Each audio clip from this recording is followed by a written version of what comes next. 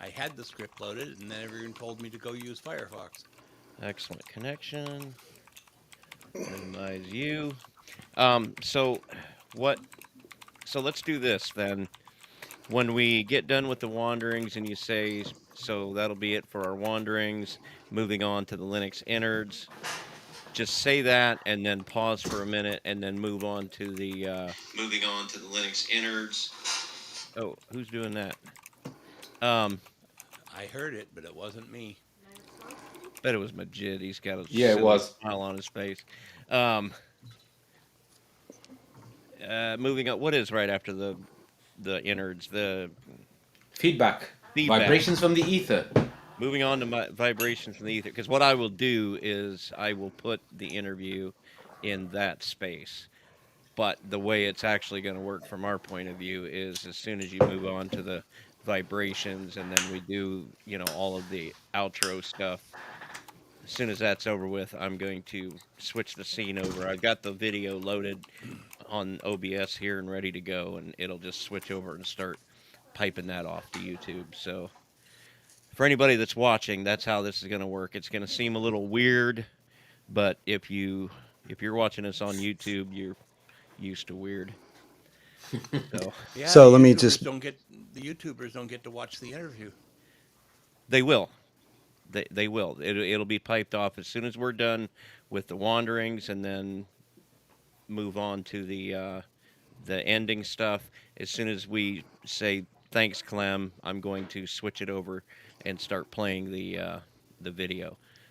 That Okay, makes If sense. if that'll you work. guys want to see it, you'll have to go over and watch it on YouTube, um, because it'll just be it's coming straight off of OBS onto the YouTube. It All right. it'll it'll Good make luck. more sense after the fact. Yeah. I Oh s- no, it makes perfect sense. yeah, because All OBS right. has got a video player, a local video player built right into it, or it's got a way to play local files, which Ah, is I what would it have is. just loaded it up into VLC and then had a different view and switched to that view. You can do it that way, but I mean that's you're adding a little more complexity that way. This is, I I mean, like it's just I like built. adding complexity. Yeah, because I So mean just we give me. must. Go ahead. I'm sorry. It's okay. So okay, I do the normal intro. We get on through this part. Sorry, you jumped ahead. So we get to innards, and I say Pause we're a gonna have bit. an interview. Well, just moving on to the Just say we're Linux. moving on to Linux innards. Okay. Yeah, and if you want to say that we got an interview, that's fine. But then give it a few seconds pause before you move on to the moving on to vibrations from the ether. But we don't have vibrations, so we're gonna say just go to check this out, or I would prefer if we don't have anything to just skip it altogether, but if you yeah. We guys So do then are, I'll have say just go to check this out. yeah. right. Or We you do could have a say, check well, this we don't out. have any vibrations this episode, Hold so on. we're We going to had go we on had to. vibrations. We have We did. vibrations? Yeah. We Okay. had that They're one not in there. email to me about the not getting Well, into we politics. we also had another one about the calendar, but that was from a few weeks ago. It just didn't get added. I don't know if they got fixed or not. You have to ask.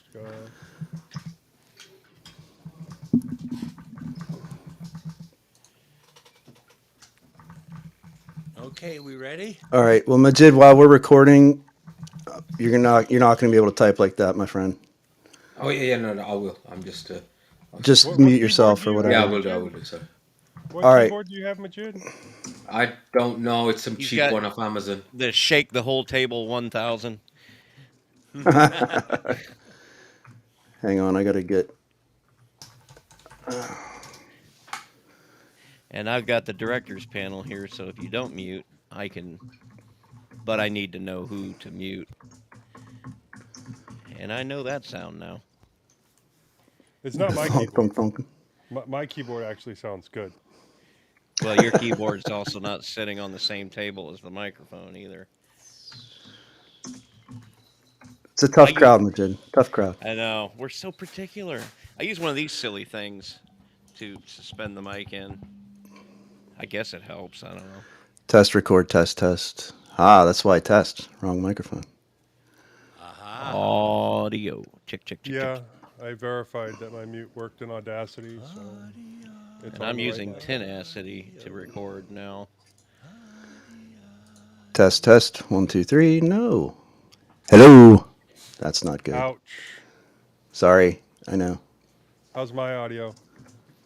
I mean, it's a little low. I'm checking Audacity. That's what I'm doing right now. It's not picking up the It's right a little thing. what? You're a little low. You're a little low, Joe. Joe, you're All low. right.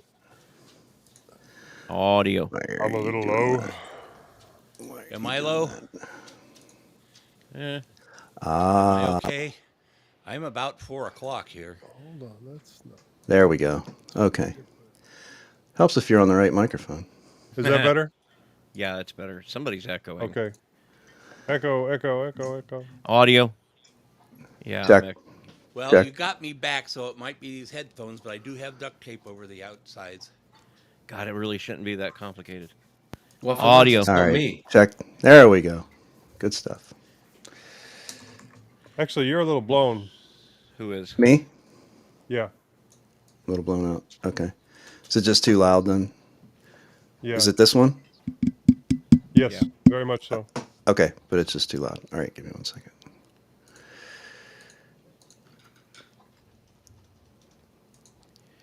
All right. How's I that? happen to know all the other That's good. Okay. all the other podcasts go through all this rigmarole too. You know what? Better to Beginning check of- ahead of time. Yeah, Because no, it's it's absolutely better. yeah. Right. All right. I'm good. Let's boogie. Audacity. Everyone ready? CC. CC? CC.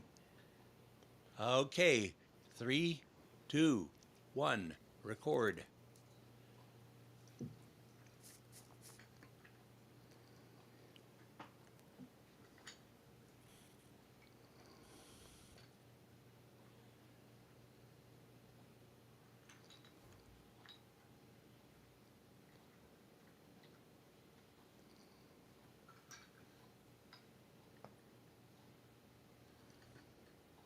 Okay. Zeros. 3, 2, 1. 0. Zero. That's pretty good. We're good to go. Yeah, and thankfully my washing machine is in the middle of a spin cycle. So Everyone remember to mute your mics when you're not talking? I got me a little mute button for that. Oh, I need to get one. They're Someone like said they had $10. a foot pedal. That This might thing- be fun. This I thing do right Penguin here. M for mine. It's got 2 buttons on it. All it does is send keyboard Alt V and Alt A, and you can just map Alt A to the keyboard mic, and you're I sorted. built a foot pedal for my USB switcher, basically a KVM switch without the video. But I'm thinking I want to build another one specifically for muting the microphone. It's actually pretty easy to do, and it'll give me a reason to use my Pi Pico. Yeah. Yeah, I ordered Penguin stickers for my Super Key, so I do Penguin M. Where did you find them? Send me a link. Oh, goodness, I don't even remember. I'll have to check on it. Boy, my waveform looks pretty small. Maybe. Yeah, Yeah, mine you're- too. Yeah, mine too. Okay. okay. Well, we're ready. All right. I'm going.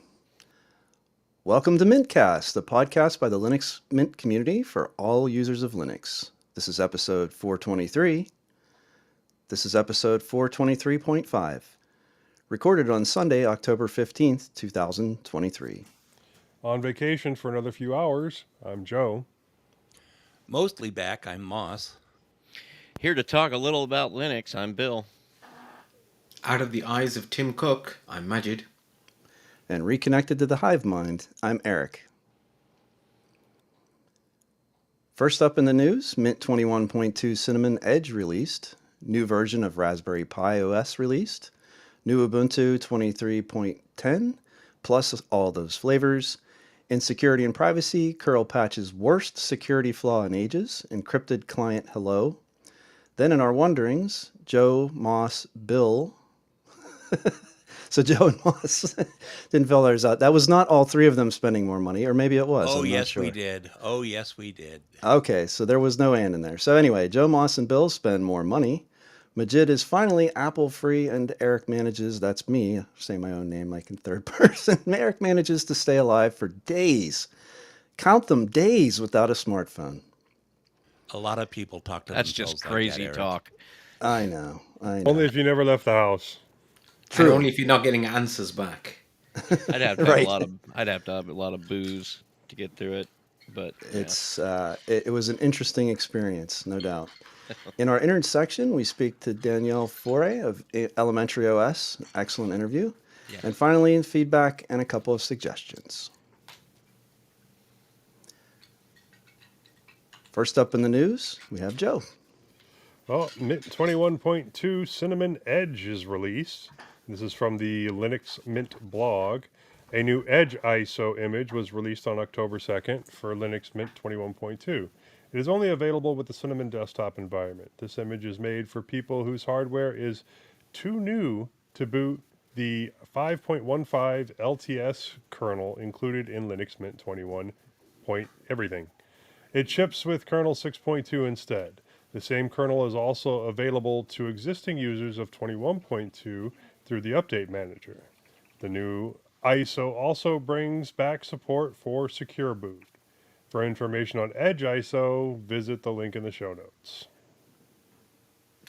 Okay, I would like to point out that Bodhi even went a step further and included the 6.4 System 76 kernel in one of their distros, one of their ISOs. So they're definitely prepared for new hardware then. Oh yeah. So secure boot, that's a question I wanted to ask. Linux Mint and secure boot seems to be a little bit, Iffy? yeah, that's a good way of putting it. I mean, I've had issues with it when I come to installing it on hardware because of secure boot. And I don't have that with mainline Ubuntu anyway. You'll find that a lot of people that do Linux on a regular basis just disable Secure Boot because it's much less of a pain. Mm-hmm. And with Arch, you have to because Do you? yeah, you can't get a signed. Oh yes, in fact I know this because I installed when I installed Manjaro, I had to disable it. Yeah. Yeah. And I mean, it is what it is. You'd think you could get like an LTS or a signed kernel or something. I don't know, which would slow down all the other Archie stuff. But Is it Yeah. useful really secure boot for Linux? It probably isn't, is it? there's arguments for going both ways. I think there's arguments for the TPM that go both ways. For the average person that runs Linux, we get by perfectly fine without any of that stuff. Yeah, with my new machine, it was giving me a TPM disabled error message, and I just Yeah. went in and figured out how to turn the TPM back on, and it works fine. And the problem I've had is on my wife's machine. She's dual booting Windows 11 and Kubuntu. And what's happened twice now is Kubuntu's got the LVFS or the firmware thing built in, and if it changes a firmware installation, then Windows 11 will lock up, and you got to go jump through the hoops with Microsoft to get the BitLocker code and all that stuff. So, Oh, wow. and Windows 11, I don't think Windows 11 will boot without a registry hack. Yeah, because without I all remember that was stuff. some of the way that some people who had unsupported hardware, one of the ways that they got Windows 11 was by hacking the registry. Yeah, I that's what I had remember. to do to my daughter's machine, which I mean, it's arbitrary at best, but Planned So do- obsolescence. yes. Do any of you have hardware that is so new? Like, do you have a very new AMD product where you need a super new kernel, or do you So- benefit No. from this? So, I mean, I have an AMD Ryzen 5 7000, I want to say, Lenovo Yoga from work, which I haven't put a distro on yet, but that's more because I haven't had the time to than anything else.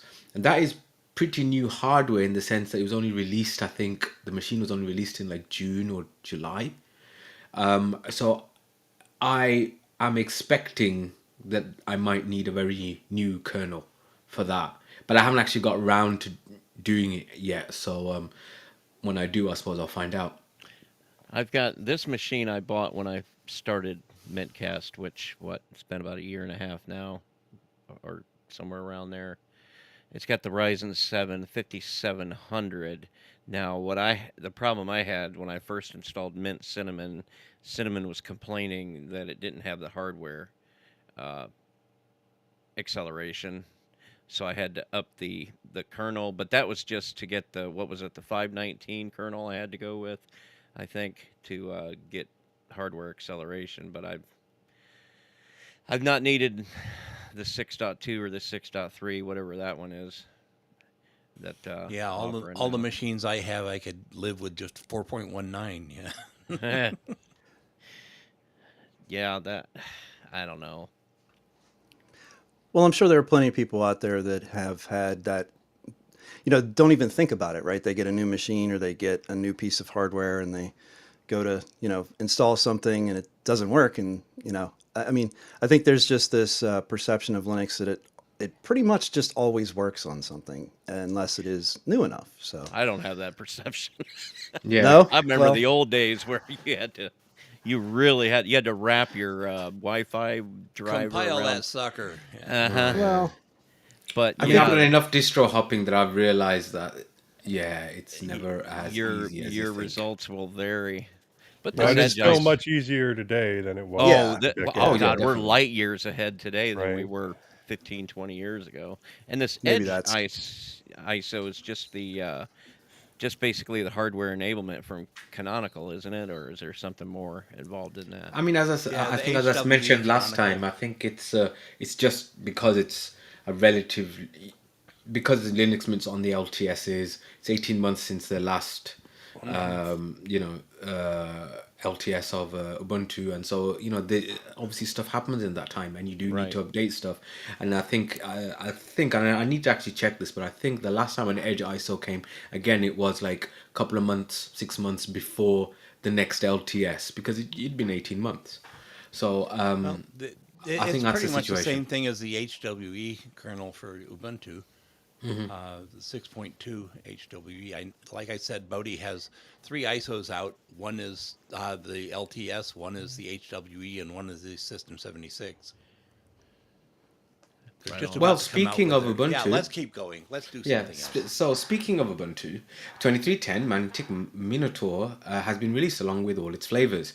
And so this is around on many websites on the internet. In the show notes, we've got the article from OMG Ubuntu. It's basically a short-term release supported for 9 months with some ongoing support, bug fixes, and critical app updates. And it's not a long support because the next LTS is out in April, and that's going to have 5 years of support. Refinement is one thing which has been used to describe this release.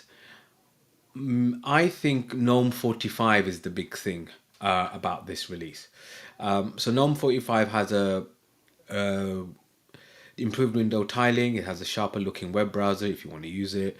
It's got a bunch of new Flutter based applications and changes to the amount of software. And GNOME 45, there's a couple of good videos out on the internet showing how, for example, the activities thing in the left corner has now got a workspace indicator.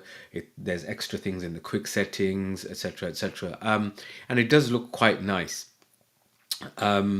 Foundationally, it runs on 6.5, Linux kernel 6.5, and ships with Mesa 23.2.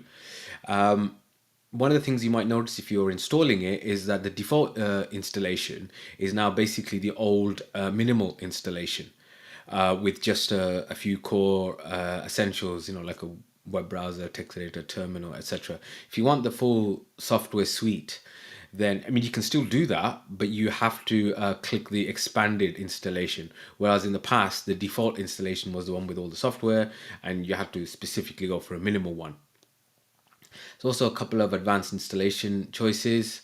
Ubuntu on ZFS and TPM-based disk encryption are experimental features, and they're there as well.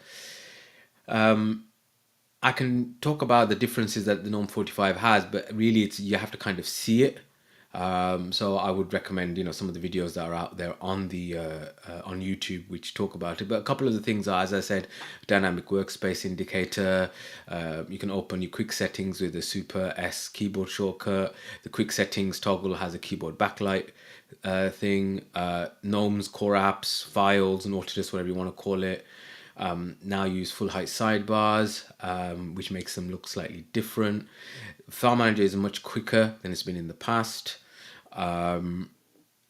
Settings app's got some new things as well.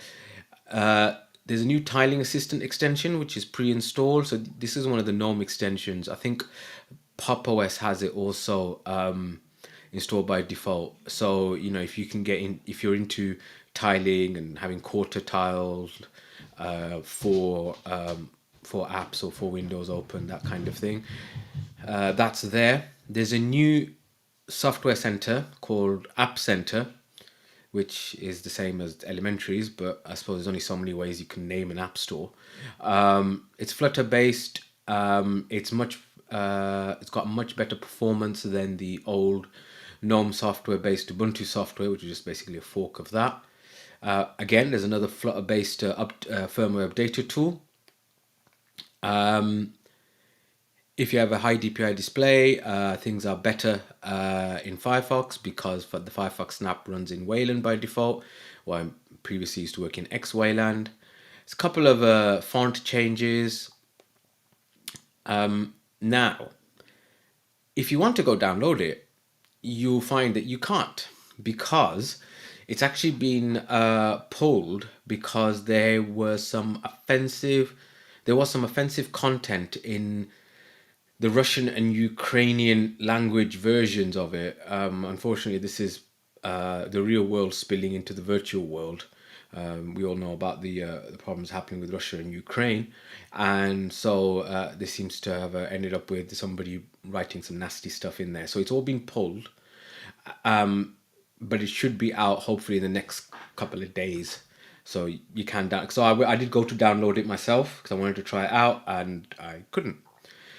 So alongside this main edition of GNOME, there's also the other different flavors. There's also some ARM images for the Raspberry Pi 5, which I'm quite impressed by since it's only just come out. Apparently the image supports the Raspberry Pi 4 as well. Yeah, I'm really surprised that didn't make the news. The Pi 5. Oh, we'll get to that. Okay. We were down on our luck on the Raspberry Pi and on news in general this time. I'll get better next time. Oh, no worries. So anyway, when it comes to the different flavors, there's a good video by Nick at the Linux Experiment going through them. And the basic, if I was to sum, the TLDR is there's not a lot. Ubuntu is just the same as it pretty much was, just got newer versions of KDE. Ubuntu is literally exactly the same as is Ubuntu Mate. This did actually start an interesting conversation yesterday at the round table about what is the point of the flavors and why even bother having them now. That was a great discussion. I wish we'd have had that on the show. Yeah. Yeah. Oh, well, we can have it now if you like. So, my personal theory is that everything is going to... The main focus is, and has always been, but is even more now, the main version of Ubuntu based on GNOME. They're going very much towards snaps. With the new App Center, things are snap by default. It's probably the way that it's going to be going for the LTS, and a possible IPO next year or whatever. In the past, the flavors were basically the most up-to-date versions of that desktop environment on top of a Ubuntu base. And it was kind of there so that people who wanted to try something different could. Now, I think that a lot of the reason for having the flavors was so that people who maintain those things, maintain those desktop environments by having some of the weight of Canonical behind them, so the weight of a company behind them, they'll be able to do more improvements, which will then help the ecosystem in general. Having said that, I think that Ubuntu's not that Canonical's not that interested in that anymore, really. I don't think. And there are other ways of showcasing the best of the desktop environments without having an official Ubuntu flavor. So, for example, instead of Kubuntu, KDE Neon seems to be the place to go if you really want the latest and greatest in KDE. And obviously with Mate and Cinnamon, Linux Mint has always been at the forefront of that. What did you guys think? I remember Bill had some Well, thoughts on this I yesterday. know that when Martin Wimpress took over Ubuntu Mate, he went actively to work on the Mate desktop and turned it into something that's really incredible. I also know that I don't understand why we need to have Kubuntu and Ubuntu Studio, since they're both KDE these days. Wasn't Marty in the chats when we reviewed Mate? He was on the YouTube chat when we were discussing it. Was he really? That was a I don't long time remember ago. back though. that far, Joe. Okay. Back in the Pleistocene, yeah. Okay. Anyhow, yeah. I think that I well, Kubuntu, like I said before, people ask these questions. Why does Kubuntu exist when you've got KDE Neon, and Well, in response to that's your a different. question well, I mean, you would argue that Kubuntu and Ubuntu Studio are very different too, because Ubuntu Studio is really coming out the Other than gate all with. the bloat, it's still the same thing as And Kubuntu. I think some Kubuntu users might be a little overwhelmed by that extra process of Well, installing all yeah, that but you could stuff. just have a What's Jack? studio package add-on to Kubuntu. I suppose, but Yeah. it yeah. I think it's just because you've got people that care about different things that and why not? The difference between Neon and Kubuntu is clear. That Kubuntu is on the release Yeah. schedule, whereas Neon only uses the LTS but has the latest absolute up to the minute KDE. Yep. Yeah, they're just differently focused things. And honestly, I don't see. So, I mean, think about Ubuntu's sort of pledge to the flavors. They don't really lend a tremendous amount of their core development effort to the flavors. They never And they have. shouldn't. That's not what they do. They provide very basic support. So let's say a flavor is having a major issue that has to do with some core package or some issue that's in the main Ubuntu base. They can come back to Ubuntu and say, look, this is a problem for us. Can we fix this, change this? And then they could have that be something that's addressed because they have that sort of line of communication, or let's say basic level of support. But there's never been, like, I feel like to say that Ubuntu has fostered the flavors, I don't see that as true. I mean, the flavors have always had some very strong person that is driving the development of that flavor, that is pushing it forward. And the flavors really have their own ecosystem, their own communities, their own everything. And I think that's a big thing too. The communities that surround these flavors, Which is the way are that it should be. yeah, I it mean, is. It is. Ubuntu provides a product. Now, there's always going to be people that don't find that the product exactly matches what they want, so they're going to create their own. And if they share it with other people, then it's called, a distro or a flavor, and that's perfectly fine. And it's just the difference is Ubuntu acknowledges the one that follows X amount of rules and puts them on their website. Now, what I found interesting about this article was I really like that they're doing their main install is the minimal install now. I think that is probably the way that it should be, and it's the way that it was, I think, early on in Ubuntu. Well, they had I it do backward for a while, right? Where you could right, check to remove stuff, right? It would right, install everything and then remove it versus just not installing it in the first for place. So this, the minimal, yeah. yeah, yeah. I like this how you can choose to have more in it, but you can also choose that minimal install, and that makes it a whole lot easier if you're installing it on older or lower spec hardware. So, Or if And you you, just don't agree with their default yeah, choices. and because then want to add what you want. people tend to be opinionated about what applications. I mean, the types of video players that people use, and I don't use a local like a media player like a Rhythm Box or Banshee or anything like that anymore. So I can do without that. So yeah, that makes a lot of sense. Yeah, I Okay. think the flavors exist because people find value in them and support them themselves. When they don't, they die. It's as simple as that. So, Right on. all right, Moss, what do you got for us? There's a new version out of Raspberry Pi OS. This is from DistroWatch. Raspberry Pi OS is a free operating system based on Debian GNU Linux and optimized for Raspberry Pi hardware. The project's latest release is based on Bookworm and makes a move to switch the graphical interface from X11 to a Wayland session. For Bookworm, we are using a compositor called Wayfire. This uses a standard Wayland library called WL-Roots, which is used by several modern Wayland compositors.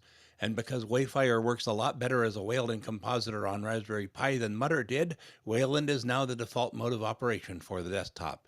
With one caveat, for now, Wayland is only the default on Raspberry Pi 4 and 5. The performance of Wayfire on earlier platforms is still being optimized, so for now they will continue to run the old X11 display server and the OpenBox window manager, but at some point these platforms will also be switched to Wayfire. If you boot Raspberry Pi OS on a Pi 4 or 5, you will now get a Wayfire desktop. I wonder if it looks any different. I haven't looked at it yet. It's interesting that Wayland's coming in like that, but no, I think I'd still want X on my Pi 4 if I loaded it up. I think having the choice is important, but I also think that pushing Wayland a little bit is a good thing. If the hardware supports it and it's going to allow you to do most of the things that you want to do, and I think the reality is that most Pis are probably being used headless, with Yeah. SSH. But for the ones that have, the full Raspbian system, if it supports Wayland, why not? You know. Yeah. I'm interested. I might play with that later on today actually because anything that'll make I've got a 400. Well, I've got a 4 and a 400, and the 400's got the desktop on it, Mm. which Well, it's useful and it's not. It's I'm I mean, interested in the Pi 5, but yeah, I'm not as interested in the pricing scheme for it. yeah. By the time you no. buy everything you need to set that up, you might as well go and get one of those small form factor deals like Moss has The Nook got. clone, since Yeah. Nook doesn't Yeah. exist anymore. Someone had Right. mentioned that by the time they got the Pi 5 itself, plus the cooling solution, plus The high-end uh, power supply. yeah, exactly. It Yeah. ended up coming to, and this was in Great Britain, so it was 110 pounds instead of like 45 or something. So yeah, you're definitely getting into either good used system territory, or yeah, like a small form factor. And also, if ARM is a problem for you, you can probably get something, x86 Panda based. Bear or Panda Board or Yeah, yeah, You can Yeah, for get that an kind of Odroid price. for that my much, i5 ThinkCenter will run circles around the Pi 5. absolutely. and you can Yeah. watch Netflix on it. And So I think unless Well, you, I you paid can watch Netflix 119.90 on. for my ThinkCenter. That's with everything, no OS, but it had a SSD on it. You can watch yeah. Netflix on the Pi. Yeah, I know it's possible. I've not spent the time to So hack that's it the thing, together. though. This whole like it's possible, but Yeah. does it really mean anything if it's just possible to I mean, people? it's Yeah. like somebody once said to me, there's many things that you can do while standing in a canoe, but that doesn't mean you should. That's This excellent. is, and on that note, let's switch to security and privacy. Okay, so curl patches worst security flaw in ages, and this is from the Register via our own personal Jesus Londoner. Um, Start your patch engines. A new version of curl addresses a pair of flaws, one of which lead developer Daniel Stenberg describes as probably the worst curl security flaw in a long time. Curl 8.4.0 was released on October 11th and deals with CVE 2023-38545, which affects both libcurl and the curl tool, and CVE 2023-38546, which only affects libcurl. The update was available in Mint the same day. The release has no API or ABI changes, so the update should slot in without too much aggravation. CVE 2023-38545 is rated as a high severity CVE. Stenberg did not disclose any information about either flaw other than to note that the normal development process had to be cut short to get the fixes out as quickly as possible. Stenberg said, "I cannot disclose any information about which version range is affected, as that would help identify the problem area with a very high accuracy, so I cannot do that ahead of time. The last several years of versions is as specific as I can get." Curl is one of those tools that forms the backbone of the internet and is a command line file transfer tool. According to the project team, the service is used in command lines and scripts to transfer data and is found in a range of connected devices from printers to cars. The team claims it is the internet transfer engine for thousands of software applications in over 20 billion installations. Adding, curl is used daily by virtually every internet using human on the globe. It first emerged in 1998, according to Stenberg, although its predecessors, URL GET and HTTP GET, date back to 1996. Stenberg adopted the curl name because the word contains URL, and already then the tool worked primarily with URLs. And I thought that was fun to partly make it a real English word, because make it a real English word, curl, but also that you would pronounce it C curl, as the tool would display the contents of a URL. Later, a backronym. CURL, Bill. CURL. That's what I said. CURL. You said C curl, but I won't argue. Oh, okay. CURL, as the tool would display the contents of a URL. Later, a backronym was coined, curl URL request library. I need to zoom in on this or something. An urgent fix is probably not the best 25th anniversary gift for the curl team, but here we are. Ax Sharma, a security researcher at Sonatype, noted that concern around the vulnerability and said this isn't log4j reloaded as some are painting it. He went on, most usage of curl is a command line utility distributed as an operating system package and used as a system local service provider or utility, which means normal OS updates should automatically take care of this. It's very different from log4j, which is embedded as a dependency, many layers deep with no direct update capability. That said, Sharma emphasized that this is still a nasty vulnerability, that high severity classification is a handy clue, and warned the most likely attack surface people should watch for when it comes to vulnerabilities is Docker-based images that aren't receiving updates and which happen to have an application that leverages the vulnerable libcurl. He went on, overall, the best thing to do here is to not panic, but to install the patched packages ASAP. And don't forget that containers can also contain operating systems, so keep that in mind.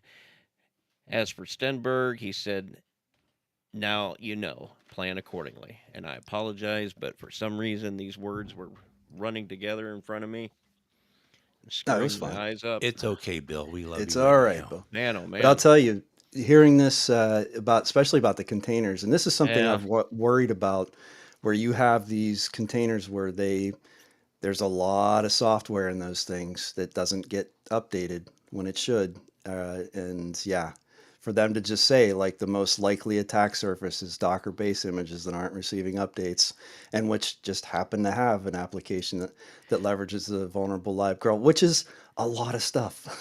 I It's not a will push small back thing. just a little bit because if you're using mainstream Docker images, official images like the official WordPress image, the official MariaDB image, the official Redis image, these are getting updated. You can even see for yourself if you get an interactive shell into the container, which I do this all the time just to make sure, and then you can run a quick apt update and it'll show you, there are never more than 2 or 3 updates, just like your own system would be.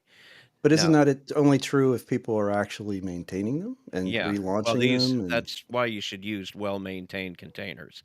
That well, which many of your mainstream ones that are everything I'm using is the developed and maintained by the actual developers themselves, and it's kept up to date. Now, you go off the reservation, as you very well could with this, and you yeah. start using esoteric containers that are made by somebody that might have put a fix into it to solve some strange little problem to make something easier um, for people. It's kind of scratched an itch, but maybe they're not, keeping it quite up to date. Yep. Yeah, that is absolutely going to be a thing. So the onus is on the people that are using these containers. When I read that, I thought to myself, "Oh gosh, I bet people are nipping at the bit now." Um, because yeah, you don't they feel like a black box. They're really not, Yeah. but you gotta wrap your head around how to interact with these containers and how to get in there. If you're curious, you can shell into a container and you can see everything that's going on in that container and know how up to date it is. Um, but the onus is on you, the user, or the Right. And we've talked about self-hosting and how yeah. I have always been hesitant to suggest self-hosting to non-technical people. Yes, you can follow copy paste instructions and you could, go get that container from who knows where if you're not getting it from Docker Hub. But, that's one of those things where it's just kind of like the onus is on the user. And if they just aren't up to snuff, it could be a problem. But we don't know what this vulnerability does. If it's only allowing someone to get access to those containers that somebody's running their own version of something, then that's, there's not going to be a huge loss there. But still, anyway, I thought the fact that it's been installed in over 20 billion instances I and it's just used daily by virtually every internet using human being on the globe, that's quite a claim. You would probably really have to go out of your way to find a distribution that's not packaging it with Oh their core yeah. utilities. Yeah, So, yeah, absolutely. So the world is anyway, big, and I'm very thankful that people actually care about these low-level tools too. yeah. Still, Well, it's one of those things that, things will stop working. yeah, Like lots of big things will stuff. not work without it. Yeah. So, oh my. All right. Well, let's move on to encrypted client hello. This is from the Mozilla blog. When you browse the internet, your data needs protection from prying eyes. Most online communication uses a security protocol called Transport Layer Security, or TLS, to encrypt your information and keep it safe. However, there's a catch. This protection starts after an initial hello message, also known as a handshake. Unfortunately, this handshake happens in the open, exposing sensitive information like the name of the website that you're connecting to. ECH1 addresses this vulnerability in the TLS protocol. When you use ECH, your initial hello message to a website becomes securely encrypted. Only the website you're visiting can decrypt it, ensuring your message remains private through its journey. In simple terms, ECH acts as a guardian, making it harder to identify which websites you're visiting, protecting your online activity, and improving privacy. ECH2, ECH relies on DNS over HTTPS, or DOH, for its functionality, using it to fetch the key needed for encryption. Together, they form an even more robust privacy barrier as DOH focuses on encrypting DNS queries to protect the transition of website names to IP addresses, while ECH encrypts the initial communication between devices and websites to improve the security of the connection establishment process. This collaboration addresses weaknesses present when technologies are used in isolation, ensuring comprehensive online privacy. In line with Mozilla's commitment to privacy and security in Firefox, ECH is enabled by default and used where available. ECH relies on DNS records fetched via DOH, so make sure to enable DOH. Using an encrypted DNS transport layer like DOH is vital to ensure your browsing traffic isn't leaked via the normal unencrypted DNS protocol. If you're using family safety software or have deployed Firefox in an enterprise environment, you shouldn't need to make any changes to your configuration. Firefox won't use ECH to encrypt traffic if any of the DOH opt-outs have been configured. Similarly, if your family safety software or enterprise administrator have configured Firefox to use a transport proxy, this will also disable ECH encryption. Also, when you're online, your internet service provider might be collecting information about what you do on the internet, using invasive technologies like deep packet inspection. This is where ECH comes in as a game changer. It addresses privacy worries by preventing ISPs from gathering your browsing data, creating profiles about creating profiles about you without asking, and selling this information. So with ECH, your data stays private, making it harder for them to build those profiles. As a bonus, combining ECH with a VPN like Mozilla VPN adds an extra layer of protection to your online privacy. The VPN acts as a secure tunnel, masking your identity, while ECH ensures your initial hello message remains confidential from network monitors. For information on using a VPN with Firefox's ECH, see Encrypted Client Hello, Frequently Asked Questions. So I've heard that there We're was just going a... to pretend that wasn't just an infomercial for Mozilla. Link in the show notes. Well, Yeah. the original article we had was about 4 times as long from the person that made it, explaining every individual switch on ECH and how it means this and that. So we decided to use a shorter one. Well, maybe Mozilla will like what my read there, and they'll take that. They'll put you on the payroll. But no, I heard, and I haven't validated this for myself, but I heard that Firefox had made this change and enabled ECH, and actually the ISP Association or Consortium in the UK voted them like the most evil Yeah, I heard about software that. company. My God. Because it's like basically they're- this does, you don't know this, but a lot of people don't know this, but your ISP makes a lot of money off of selling your data. That's part of their revenue stream, and they count on that. And so when enough people block that ability for them to do that, they're using VPNs or they're using this ECH type technology. Yeah, they don't like that. Yeah, they get on me for not even, because I don't even hook up their silly router that they sent me that they won't not send me. They make you take the router. You can take it back, but then they still charge you for it. But then they complain that I don't hook it up because that's how they get metrics. What service is that, Bill? Frontier. Okay, because I know I'm on Xfinity and they haven't gotten that evil yet. Well, I mean, they're not doing anything about it. And actually, to be honest, since I've switched over to the business account, they haven't said a word. But in the beginning, they would complain. Now, if I tried to connect back with their silly little app on the phone that I use to pay the bill sometimes, it'll complain, well, we can't see your router. There must be something wrong because there's nobody on earth that uses their own router, I suppose. But and then that's all set to use something. I think I'm using Cloudflare or something like that. Opinions abound on all that. But yeah, you're right. The ISPs are whatever they can get and put together and then sell as advertising data. Because your money's not enough. We need to sell suppose your it's not. information. Well, and also the government subsidies to maintain their infrastructure, because no, they couldn't and build possibly... new infrastructure. The Yeah, oh, yeah. billions of dollars that they got sent that went to nothing. Well, it's interesting you mentioned Frontier because I have them as well. I can't complain. The service has been bulletproof for Oh over yeah. 10 years. It used to be Fios, Verizon's Fios, and then Hmm. they bought it out here.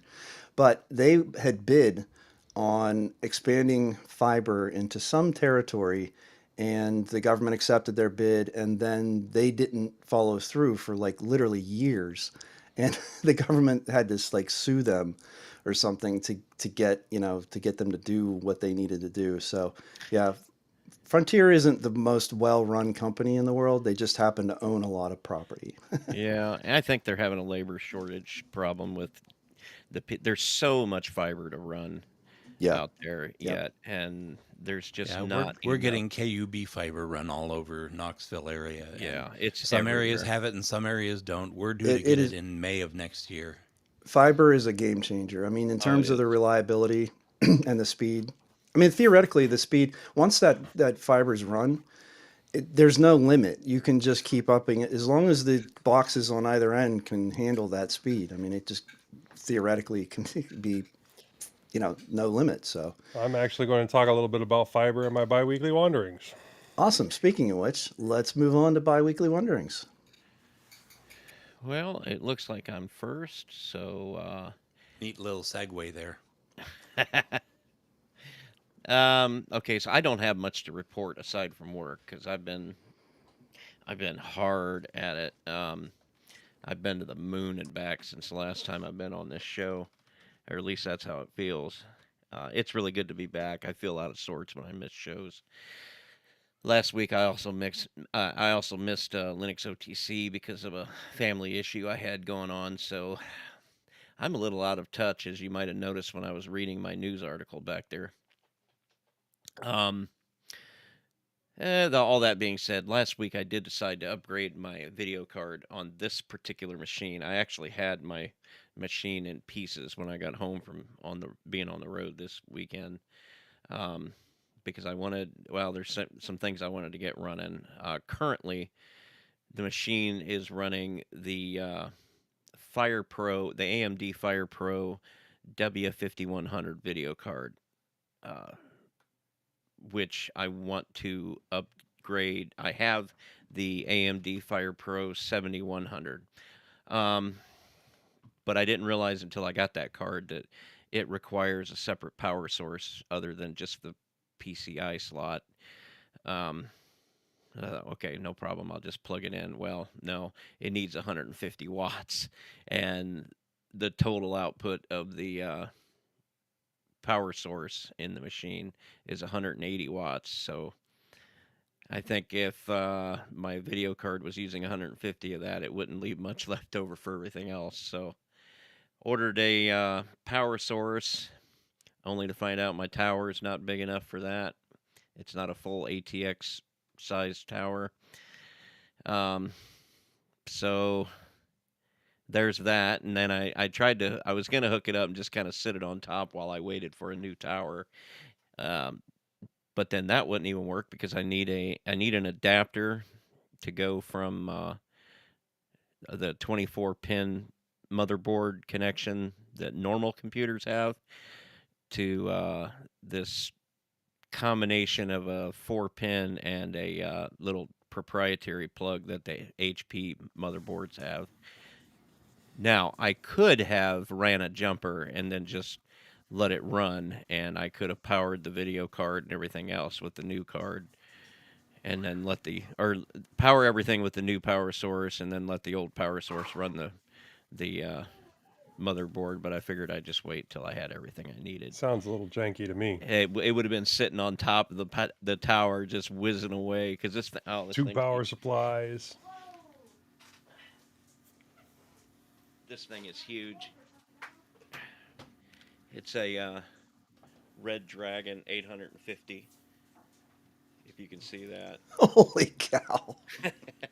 And this is a little adapter that I could have used, and it did work, but I just didn't like the jankiness of it. It's got RGB lights in it and everything too, um, and this sucker will do the job. 850 watts. Is it Uh, modular? So they've got, yes, yeah, okay. yeah, Always helpful. yes. So Yeah, I'll never get another one that isn't modular. it just and it came with so many cords, so many plugs. That It's looks as bad way as the more one in than my Z800, Bill. this thing is quiet though. I mean, because you can fire it up and run it, but the reason I didn't want to do it like that is just because it would have been two power sources up there, and it would have been kind of maybe vibrating away, and I don't need it that bad yet anyway. So I'll go ahead and wait. And then while I was kind of licking my wounds from all that, put the old video card back in. I got to looking on Amazon and found out that the Fire Pro W7100 is actually not the newest thing. They've got the Radeon Pro WX7100 now, so I went ahead and ordered one of those. So I get picked on a lot for the money I spend on this crap, but that's what I'm gonna have. And it's a good. They're not gaming cards. They're made for like professional content creating and 3D rendering and stuff like that. It's got 4 outputs, so I can go directly. Keep telling yourself that, Bill. They're not gaming cards. They're not gaming cards. I can't believe my wife doesn't. I thought for sure she'd say something because Stab you in your sleep? yeah, I'm surprised she doesn't too. I bought 2 towers because I didn't know which one I really wanted. You told her you were done spending money on this computer stuff. I don't know. I don't know why I get away with it, but I do. No, I was done last year when we had that conversation, and I said, yeah, I think I'm gonna just calm down for a little while, and she knows every penny I spend, and nobody has complained. Probably because they're getting all the things they want to. So anyway, I'm gonna. By the time we record the next show, I'll have this stuff all together, and the biggest reason is so that I can take full advantage of video Look, by next acceleration. show, Bill's going to have a new tower. Then he's suddenly going to decide that he needs a new motherboard that actually has the proper 24-pin connection. And then because he has a new motherboard, he needs new RAM and a new processor and all that jazz. I was looking at that MSI board that comes with. Don't forget displays, Joe. Oh, yeah. I Gotta was have those 4K displays.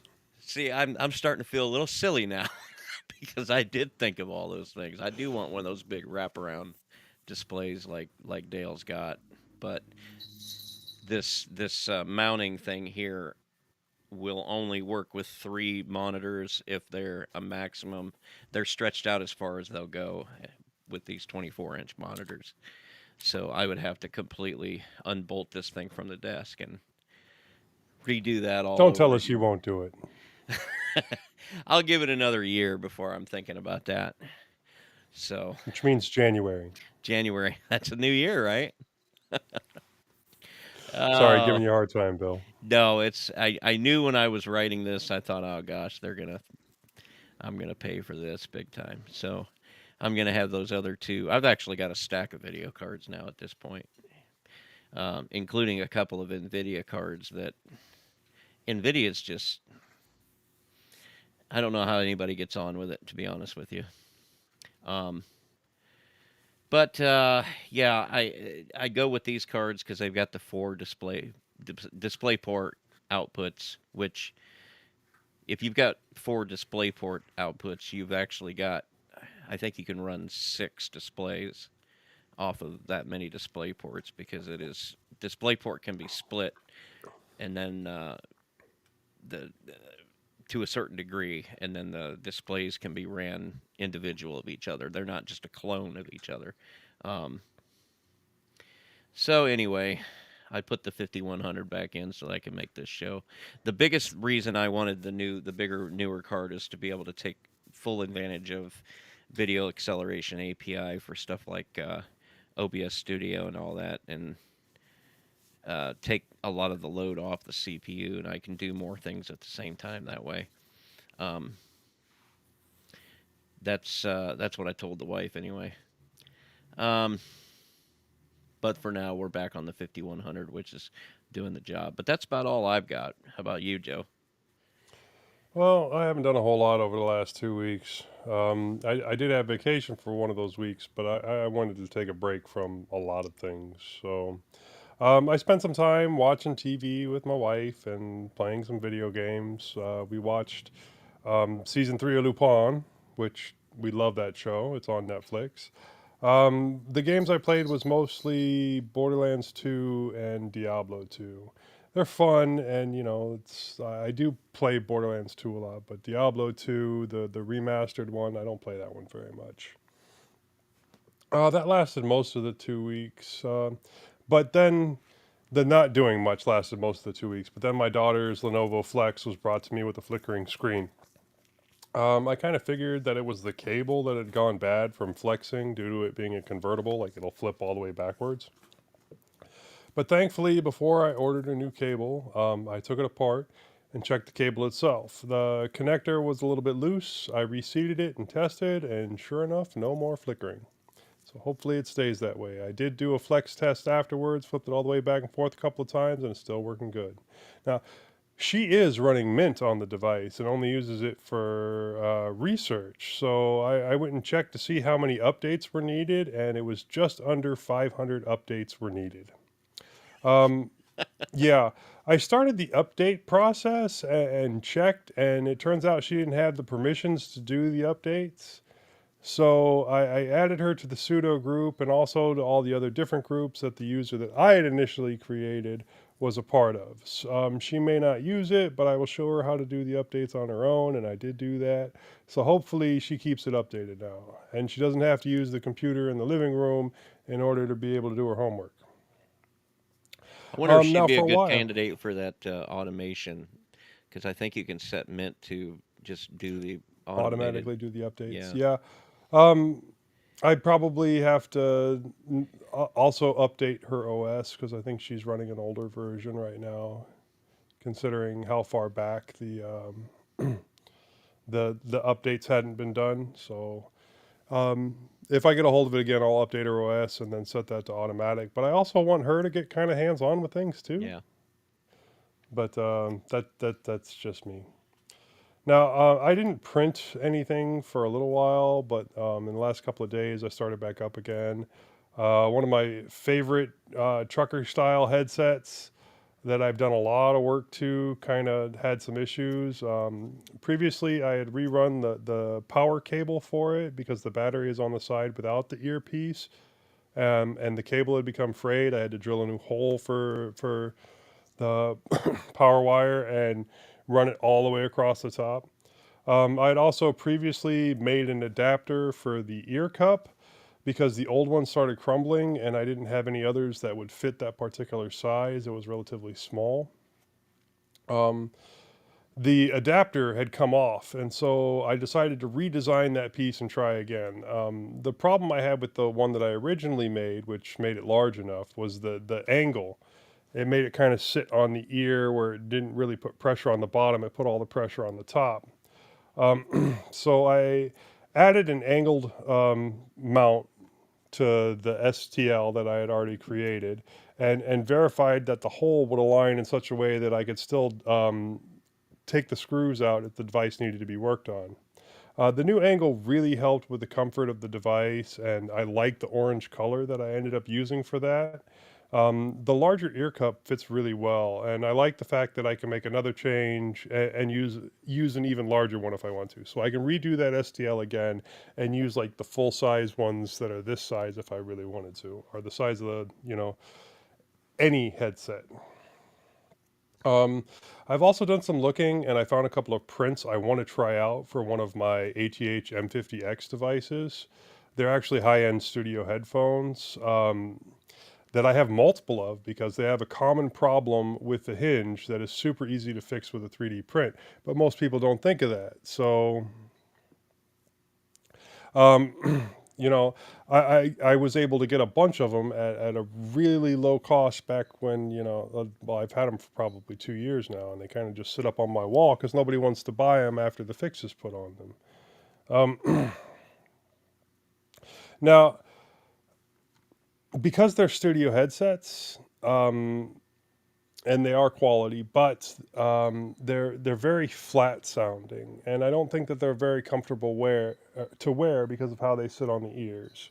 I have seen an open back mod for them and an extension for the ear pads to make them sit a little bit more comfortably on your ears. The open back mod was not 3D printed, but I can make that happen. And I can also use that piece right there that gets reprinted for adding a connector for a Bluetooth module. Now, the pad extensions were to make it more comfortable on the ears, but I think I can modify that to add some sound stage and maybe reduce the amount of padding on the inside to see how that changes the sound. I wouldn't mind a couple more ideas if anyone has any that I can do to make those ATH M50s a little bit more useful. Now, I did end up printing another D handle for weightlifting as well, since I couldn't find one of mine. I don't know where it is. I'm sure it'll turn up. Why I find this interesting is that I tried to use my original G code, the last G code that I had made for it, and I tried and tried to get it to print with the orange filament. The orange filament would lay down on the first layer, and then it would just go to hell on the second, third, and fourth layers, and it would just look horrible. Now, I thought the material was causing the problem since it had been very humid lately here in Texas. But when I switched to the brand new black straight out of the package, I started having the same issues. Then I remembered that I had printed the D handle before I put on the fan cooler on my Ender 3V2. So I had to manually reset the speed to the fan speed for the part cooling to 50%. Then everything worked fine. I'm going to need to remove all my old G code and remake them when I need them. It's still the best D handles that I own. This also led me to redesign that D handle as a separate STL by making it more hollow and adding a slit so that I can use it with bands. So I can toss it in my work bag and be able to get a workout at my lunch or whatever. And this prevents the bruising of my hands that I get when I'm using a couple of those together to get the heavier weights. Thank you, Kat. I don't need your assistance. Okay, you made me lose my spot, kitty. Okay. So AT&T came by my house the other day and let me know that they were going to be putting fiber in the neighborhood. Now I was out at the time, and the connection to my Ring Video doorbell wasn't very good. So I told him that I wanted more details before I agreed to anything. He said, "Sure, we can do that," and then he signed me up for installation without telling me, and the expensive plan without my signature. That's Wow. fun. Now, I'm not willing to work with someone that does that, but I could get a lower cost internet from them with much higher upload speeds. Although I don't know what the cost will be after a year because they only list that initial price. And that's an important thing to know. Yeah. So the install guy came by my house and was like, "Are you all ready for your install? It was all scheduled for today." And it's like, what? No, no. Wow. And like I said, he also signed me up for the expensive plan. Did not did not have the correct phone number for me, so AT&T couldn't contact me. The only thing he had correct was my address, and I guess he had spelled my name right. But I'm waiting to see if they send me a bill because I tried to call and cancel, and they're like, "Oh, no one's available from our what's that called? Where they our retention department." So Uh, sorry. Unbelievable, man. Thanks. And you know, I want fiber. I do because I want that 200 Mbps upload speed Yeah. a lot. It makes a huge difference. Yeah, I mean my down because that's the lower cost plan. It'd be like $55 a month, and I'm currently paying like $100 a month for 50 for Gotcha. 200 down. So I used to have 200 down, 30 up. I used to have great fiber when I used to live in the north of England. It was just amazing, 105 gigs. You Yeah. know, never had any issues, and that was what 6, 7 years ago when I had fewer devices running on it. Unfortunately, the area that I'm at does have apparently has fiber, but the max speed it will get is 35, which is okay, but you know the number of devices has just increased exponentially now. You Yeah. know, You saturate it pretty everybody's quickly. yeah, Yeah. everybody's got a mobile phone. There's about five Right. different laptops, tablets, this, that, and the Yep. other. And yeah, it does, and smart TVs, Alexas, all that sort of stuff. On and It- on and on. yeah, exactly. I'll tell you what did help for me personally, to make the best of that not so great situation is mesh Wi-Fi. It really helped Yeah.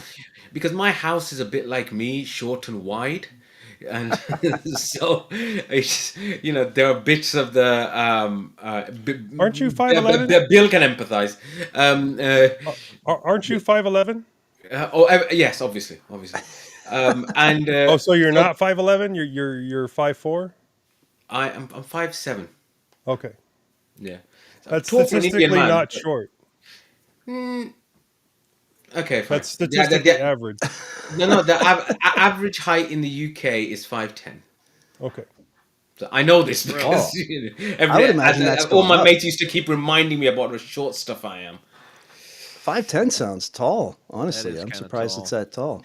Yeah. Well, I mean, Northern Europeans, you know. Oh, I mean, anyway. Yes, but you're not a Yeah, Northern anyway, European. but yeah, so by having mesh, a couple of Yeah. mesh routers around the house, it's just made life so much better. I I rarely couldn't. have the issues that I used to have about, Well, everything just getting overloaded on the router. Yeah. I think 200 is more than enough down for me right now, but I'd Hmm. really like the higher Yeah. upload speeds just for all of this right Yeah. here that I do. Mm. So I think that would be helpful. Yeah. And the mesh, you're Well, right. I I would mean, love that a great deal. I also very much appreciate the price that Uncle Joe is getting me for Xfinity, which is 0. Right. And I wouldn't mind paying, $55 for higher speeds as opposed to the $105 that I'm paying for 200 down and yeah. 30 up. Yeah. My, So, my problem is I've had, because I started with Verizon Fios and now I've been with Frontier for probably 10 years now. It's been that they've bought that. They offer the plans, the better plans for new people at that reduced rate. Now, they actually do show the cost, what it's going to be afterward. So I can't complain about that. What I can complain about is that I'm stuck on one of the older plans paying two or three times what a new person would pay for something that's twice as fast, three times as fast. So I've called and complained, and they're like, well, no, those are just for incentives for new people, and you can't get them because you're an existing customer. I'm like, so Mm-mm. wait a minute. I'm a loyal you're customer of, being incentivized to switch to another company for six No, what you months got and to then come do, back. you've got to call and you have to threaten. I'm calling to turn my service off. Can't afford it anymore. No I've done good that Oh deed before. well. goes unpunished nowadays. Oh No yeah. good No, deed there's goes no I unpunished. don't know that they loyalty. care anymore. Or Yeah. no, you can even threaten to switch to a lower plan because it's lower cost for you, and then they'll offer you a 1 year deal on the higher plan. Yeah. The I mean, I just basically said, look, I'm happy paying what I pay because I use the internet for literally everything. I don't have cable, and I'm fine paying where I'm at. Just raise my speed. That's all. If you can get me on the higher plan for the same price, I'm okay with that. And so they did that 2 or 3 years ago, which got me up to 250 and 250. So is a nice, and I get that speed, if not higher sometimes, and it never goes down. And the service is entirely worth the price I pay for it. It just stings a little when you see that those incentives for the new people are what they are. But anyway, how about we I've move done on to that Moss? twice in the Sorry. last 4 or 5 years. I've quit. I've knowing full well I'm not going to quit them, but I'll call them up because I hear somebody gets some phenomenal deal and like, well, it's about time for me to start kicking my legs and flailing my arms again. So I And call them and up and and much like Bill, I want to use my own router. yeah, Hopefully AT&T Mm, allows that. I assume that they will, but I also don't know what ports they block because I've heard a lot of internet service providers will block specific services, like Bill was talking about earlier, and or block specific IP ports that are used for specific services. well, I don't know about AT&T because I wouldn't put it past them to do that. But Frontier's like a dumb pipe. They let you do yeah, whatever you want. it It's is just a beautiful. wide open. I've not Yep. ran into anything that they've blocked yet. Nope. So, and if they do, I'll just get around it somehow. That's my favorite thing to Hacker. do. Bill's a hacker. Yeah, you know what? You force it out of me. You I get what you I get. Yeah, I like it when arbitrary limitations get put on me, and then I show them how stupid How those stupid limitations they really really are. are. Yeah. Yeah. Yep. All right. Let's go to Moss. What have you been up to? I thought you'd never ask. Well, between my various physical and mental health challenges since I was here last, and there have been many, my phone was nearly scuttled by an upgrade, my studio computer died, my last good pair of glasses broke, and we spent a lot of money getting my wife's car fixed, which then died again 2 days later. That's the synopsis. Ting gave us $100 credit to help us decide to buy a new phone, which we then did not do. Suzanne says I may need to wait until the holidays for one. I got a new eye exam and new glasses ordered. They came in. I think the right lens is a hair light, but I'm trying to deal with them. I got a new Lenovo ThinkCentre M700 Tiny to replace my old one. That is new as in I bought it new. It wasn't new. The new one came with a 256 gig off-brand SSD, which I replaced with my existing Samsung 512 gig drive. Had 16 gigs of RAM, but it was an i5 rather than the old machine's i7. Even so, it only cost $119.90. I'm using it now. I've gotten caught up on Full Circle Weekly News as of Friday afternoon. The car was towed to our regular shop. We blew a cooling hose, didn't know whether it was the same one they just replaced or a new one. We should hear something from them in the next few days. And as I was set up to participate in the interview with Danny, my wife had something come up she just had to do, and Saturday was the best day to do it. The interesting thing was it did not get done because we couldn't find parking. Wow. So we turned around and came back, and by that time I was too tired to get on with Danny. Anyhow, I did get my new Moderna COVID shot. Unlike the other shots I've received, this one left me physically ill for several days, feeling like I had really bad things happening in my lower abdomen. It wasn't until the pain went down that I noticed there was a pain yet in my arm where the shot was. I called my ex-wife, from whom I learned that she and her husband had their Moderna shots a day before I did and suffered the same side effects. Even so, it's better than dying. I am over 70 now. I need to pay attention to these things. Actually, the phone alert that was supposed to trigger the 5G zombie effects happened about 10 minutes before my shot, so I was spared from that. Oh my God.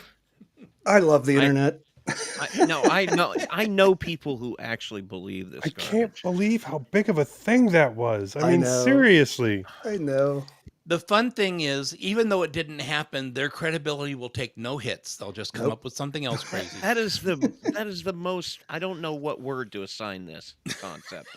That's I think all of the 5G stuff has been so silly, right? I mean, and I get it. It's radio waves, but I mean, people, they obviously they don't understand the science of, that those radio waves aren't going to harm you. And there's natural radio waves happening all around us anyway. It's the and same Look, damn I band wouldn't as mind- you used to get UHF TV on. Same band, same Look, signal. I mean, I'd actually quite like it to be true because then it might actually improve my cell reception.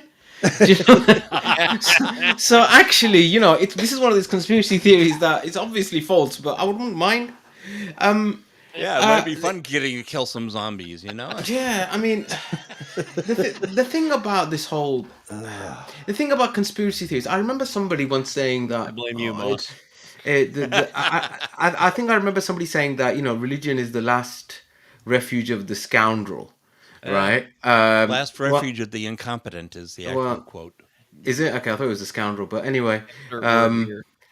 but definitely the conspiracy theory is the last refuge of the idiot. Do you know what I mean? Unbelievable. Yeah. Anyhow, I'm still in anyhow. my bi-weeklies, so why don't I get back to them? Yeah. You should have put that at last. Distro Hoppers Digest will likely happen this week. I think I'm ready. I don't even know what Eric is reviewing. I only worked one day the past 2 weeks, although one period of that day featured a computer class and students actually asked me about my podcasts. Nice. We've gotten 0 new ideas and even less help on itsmoss.com and are considering scuttling the project. 3 people, all of whom are busy, are too few to run the project. If you have any ideas for open source or non-open Linux software and want to write about them, let me know. We need help. Or it's going bye-bye, and it could Will have you been such a remind me good thing. again later? Okay, Eric, I will. Yeah, ping me later. Okay. And finally, I took advantage of the Prime savings to order a new computer chair, almost exactly like Bill's, except mine has a padded seat instead of mesh. It was cut in half to only $120, which I think still is expensive for a chair, but not at what they're going for these days. Yeah, chairs are not cheap. Those Herman And Millers are in the thousands.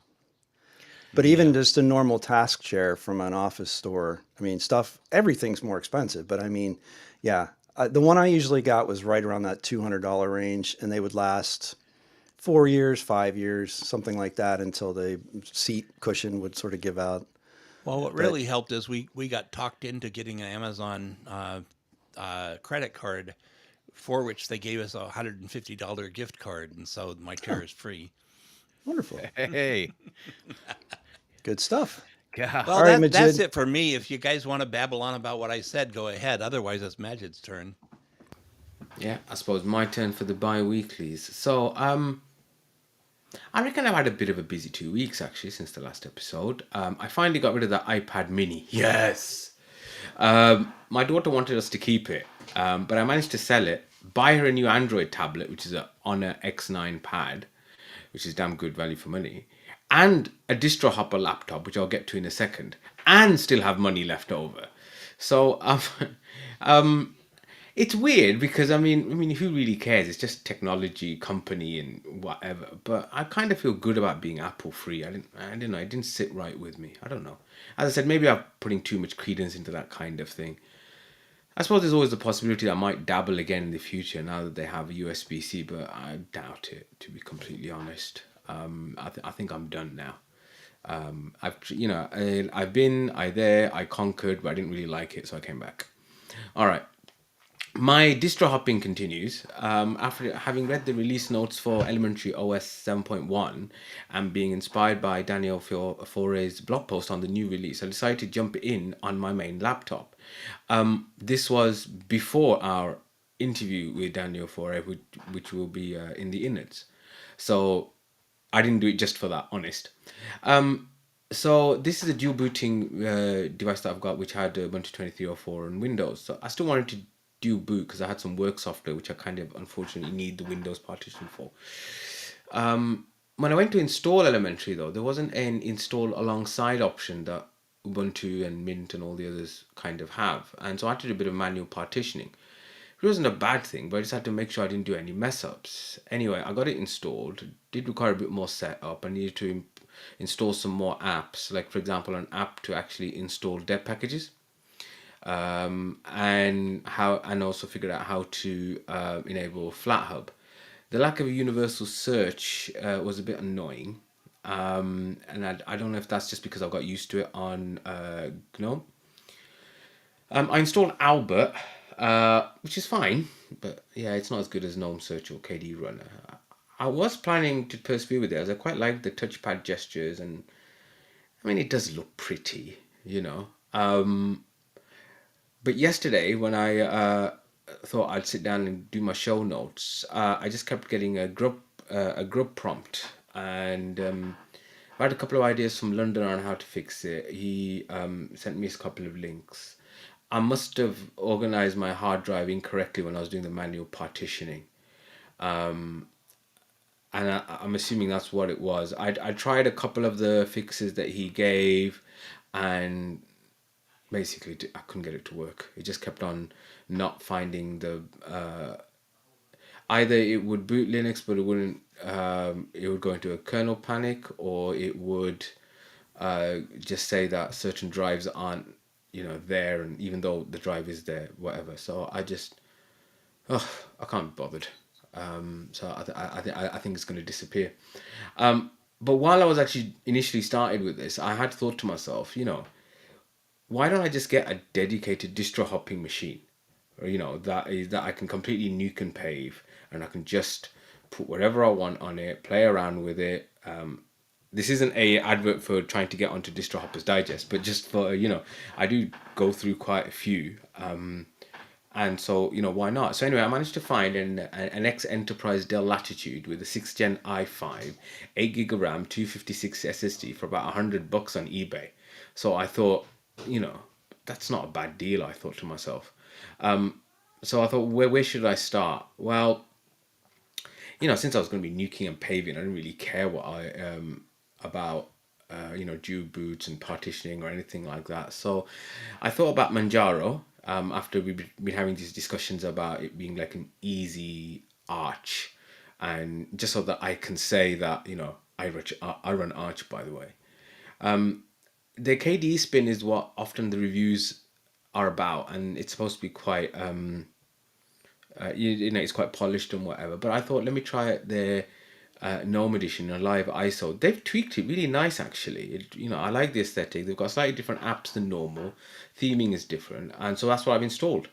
I really like the onboarding that you have when you log in for the first time. Changing some of the packages around. Having different media players, this, that, and the other, all from the beginning. And bloody hell, it's fast. I mean, this is the weakest machine I have, and it's clearly the most responsive machine at the minute. It's only been a couple of days, but I'm enjoying the experiment. Let's see how it continues. So I remember last time I mentioned how I'd given my son a Windows laptop, tablet, convertible, the Lenovo Mix, and I was telling Eric about how great they are and fantastic. Well, in about 2 weeks, he's managed to damage it. He's damaged the screen, which is obviously a problem when it's a touchscreen device. However, with some spare stuff found in the house, a spare monitor and a keyboard and Bluetooth mouse, I've managed to turn it into a kind of a desktop machine for him.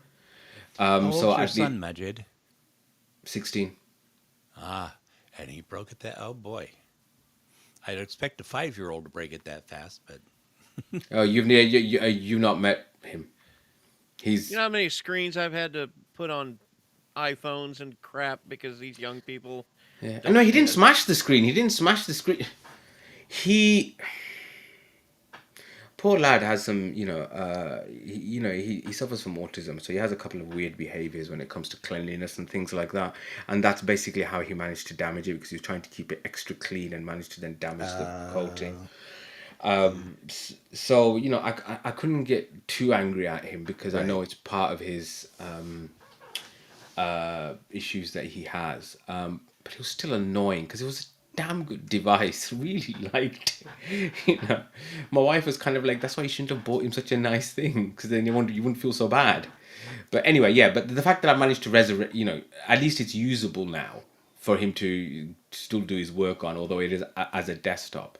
I suppose I've learned the thing of I'm not going to buy him another one. I'm not gonna say that you should do it right now, but you should really look into fixing the screen yourself. It's a great way to get started in DIY.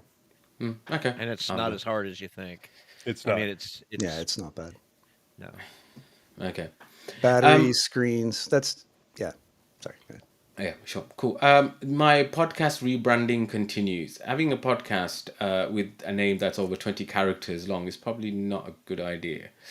And making it anesthesiologist, which was my first bright idea, because that would get the Americans, was probably an even more stupider idea, because now it's like 30 characters long, and I can barely spell it correctly, so forget about anybody else. Because if you go around saying you anesthetize people in America, we get the idea that what you mean is, what do we usually use that word for?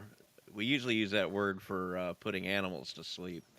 So you rejected the gas man cometh? Well, the thing is, I do. I'm not going to get into that one. Anywho, yes, that would be a different kind of podcast, I think.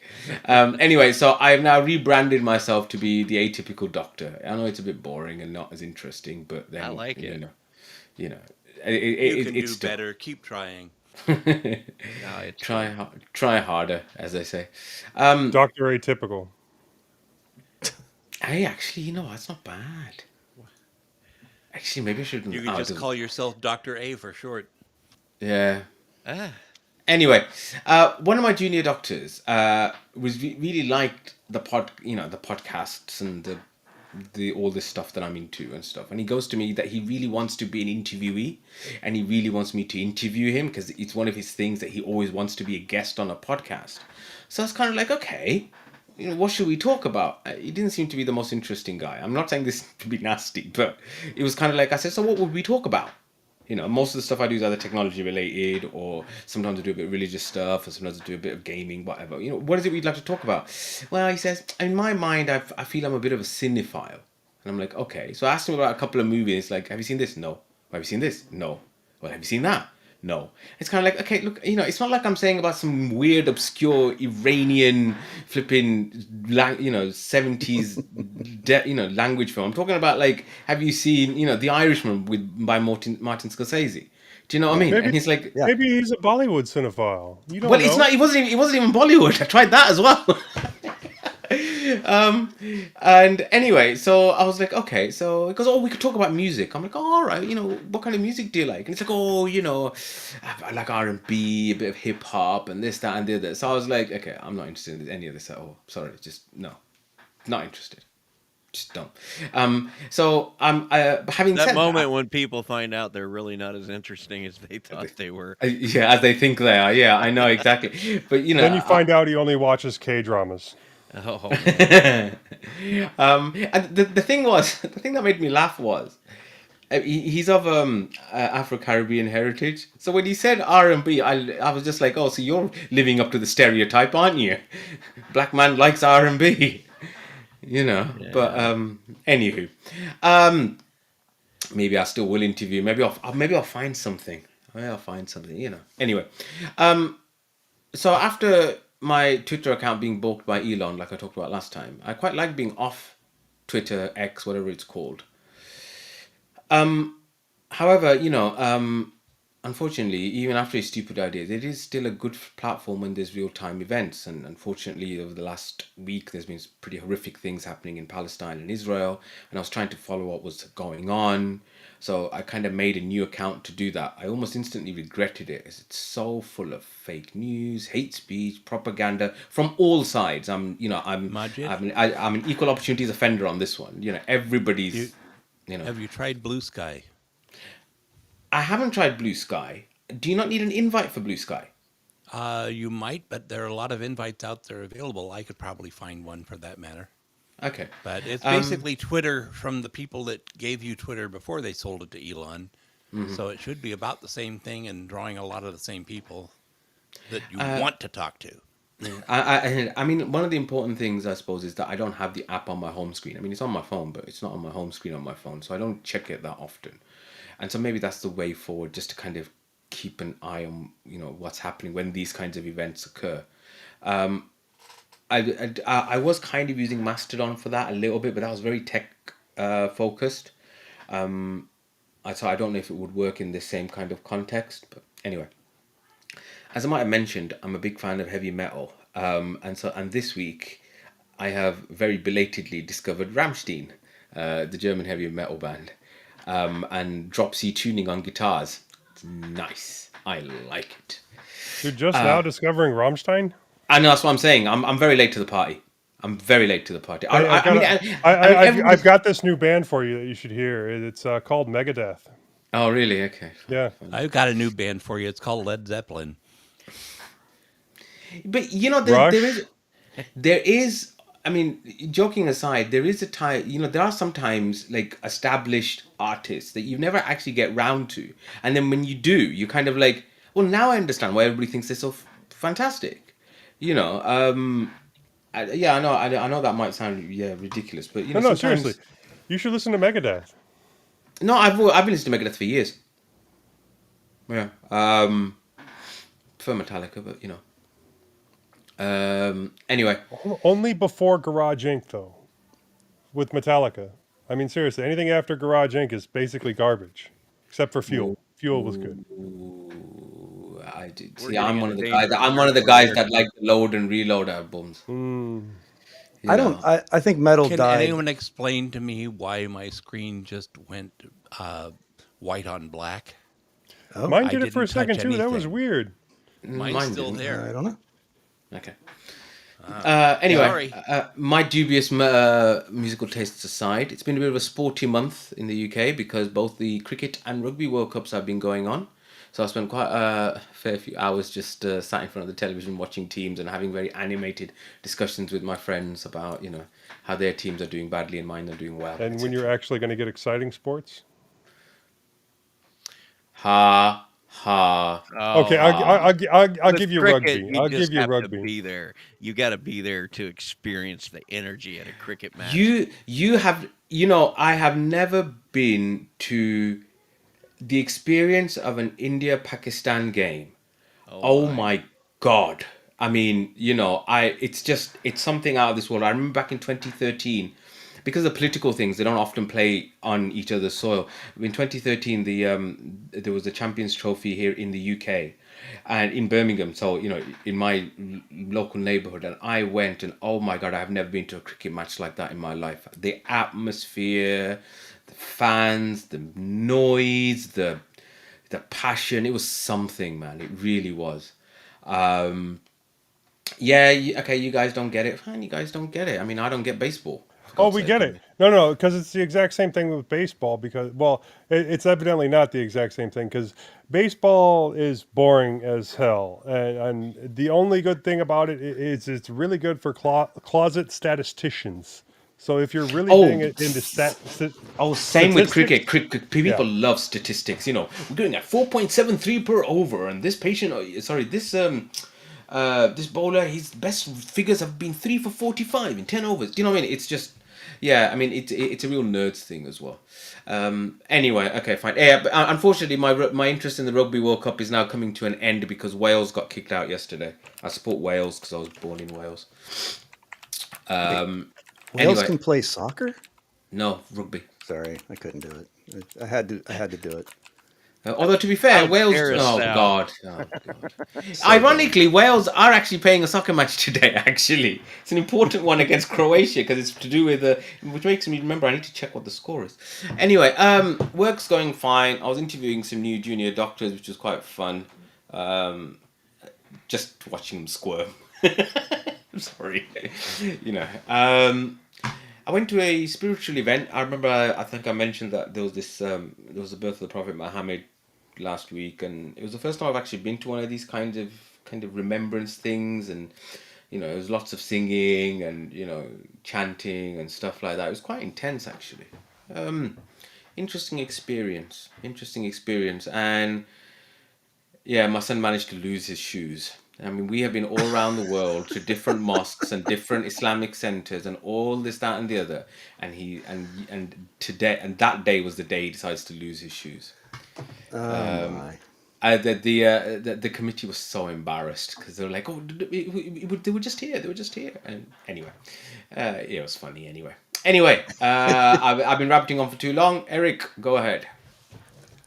All right. Well, you may remember me talking about looking for a Linux tablet PC, or I guess more specifically, a tablet PC that can run Linux. Yes, I do actually.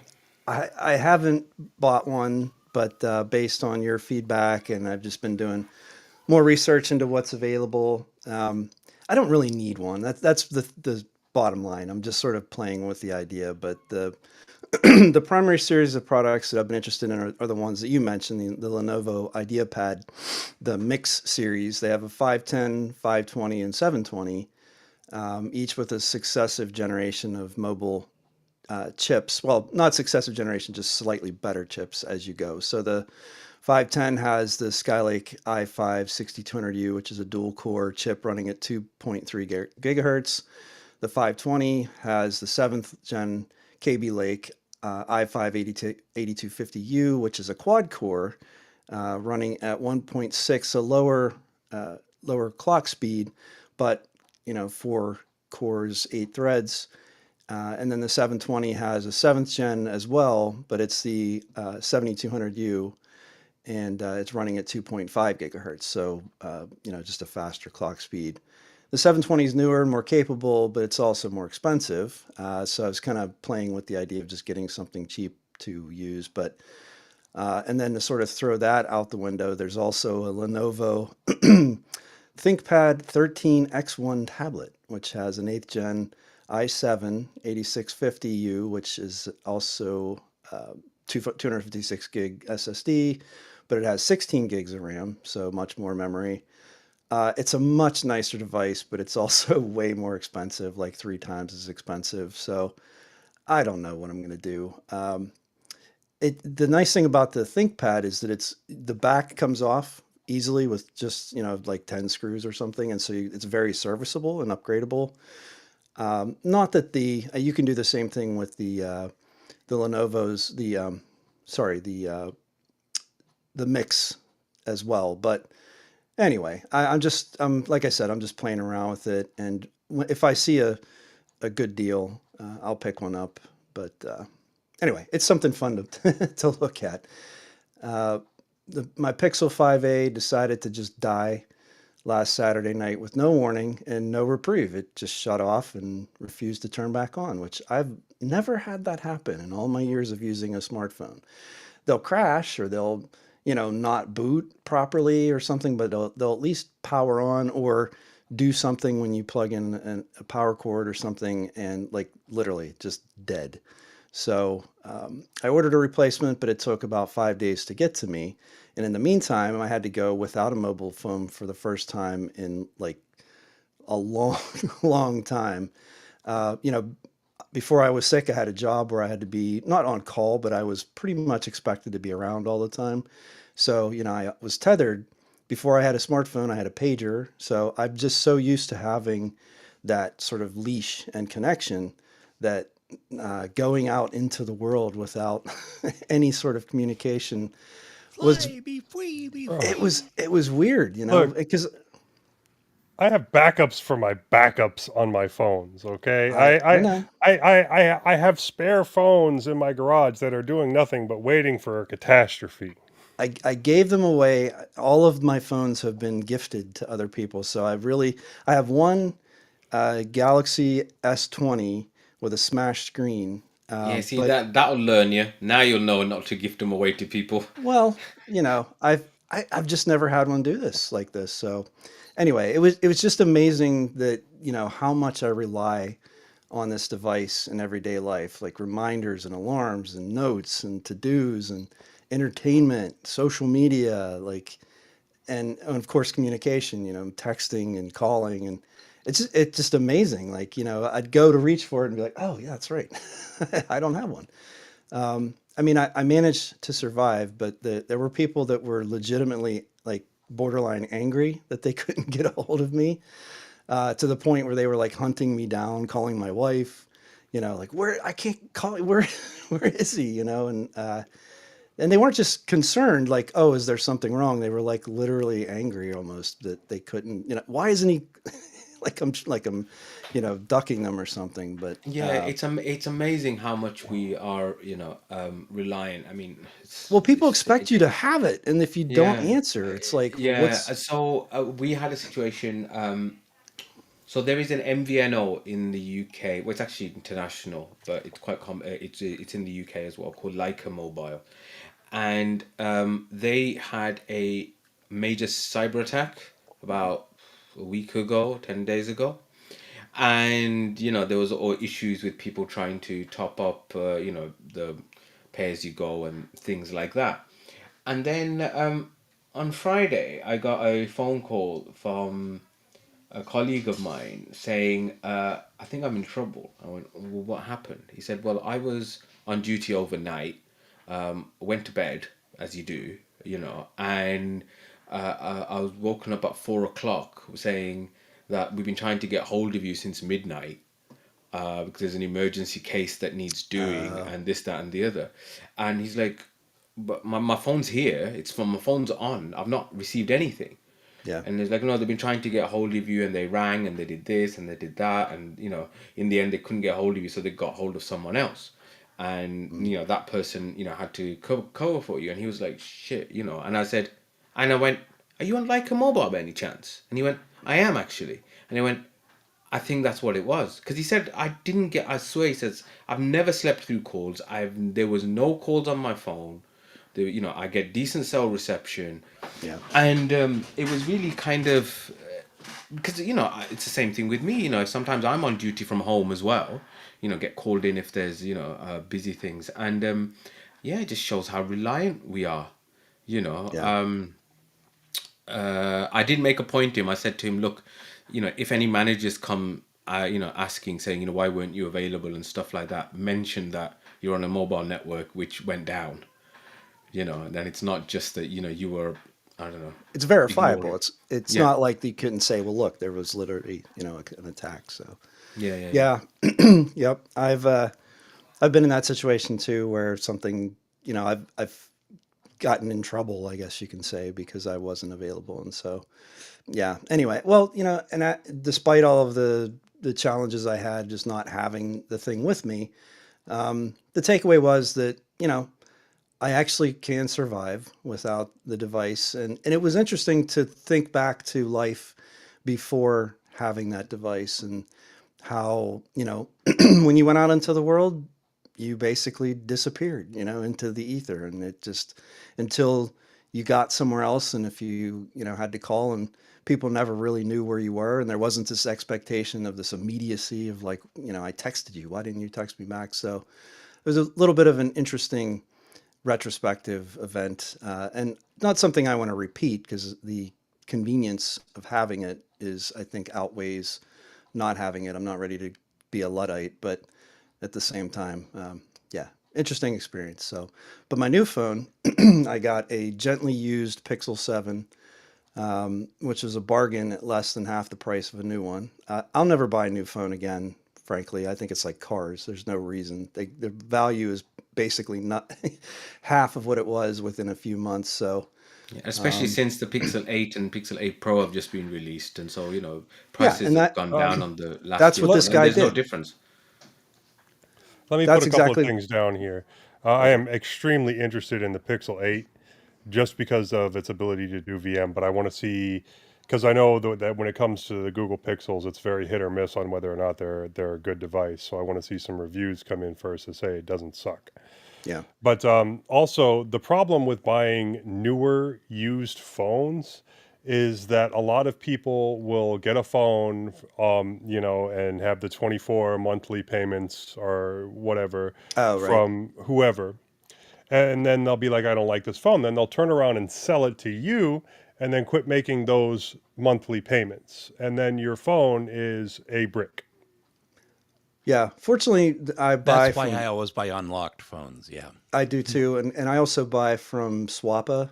Usually, I don't do eBay for that Yep. kind of stuff. Swappa verifies that the phone is paid off and like all that kind of stuff. So, I've had really good experiences there. It's maybe 10% more expensive, but worth it to me. So anyway, it's so far it's been a really solid phone. I can't get the 5A to come back on, so I can't get the local files. But Android's cloud backup includes just about everything except those files. So, I got all my texts and phone call logs and like contacts and all that stuff back. So, I'm gonna play with the 5A and see if I can get it to power on, at least just to get the files off. But it's fine. I'm okay with what I have. It's a slightly larger phone, so it's like a 6.3-inch screen. So it feels a lot bigger. And it's amazing how just a few tenths of an inch like makes such a big difference. But I'd rather have the bigger screen, and it's a 90 hertz screen instead of 60, which it's a little bit snappier. But it's a really solid thing, and a lot of people seem to like it in terms of reviews and stuff like that. And my experience so far has been really good. I spent way too much time playing around with it, and then I want to get a different case for it because the one that it came with is pretty ugly and bulky. So I'm going to get a slightly smaller one, and I'm also going to give wireless charging a try. I tried wireless charging years ago, and the one I had was a Samsung charger, and it was really loud. It had a loud fan in it, and just didn't work very well. Like you'd let it charge for hours and it was like a trickle charge. So supposedly the 15 watt key key charging, Chi.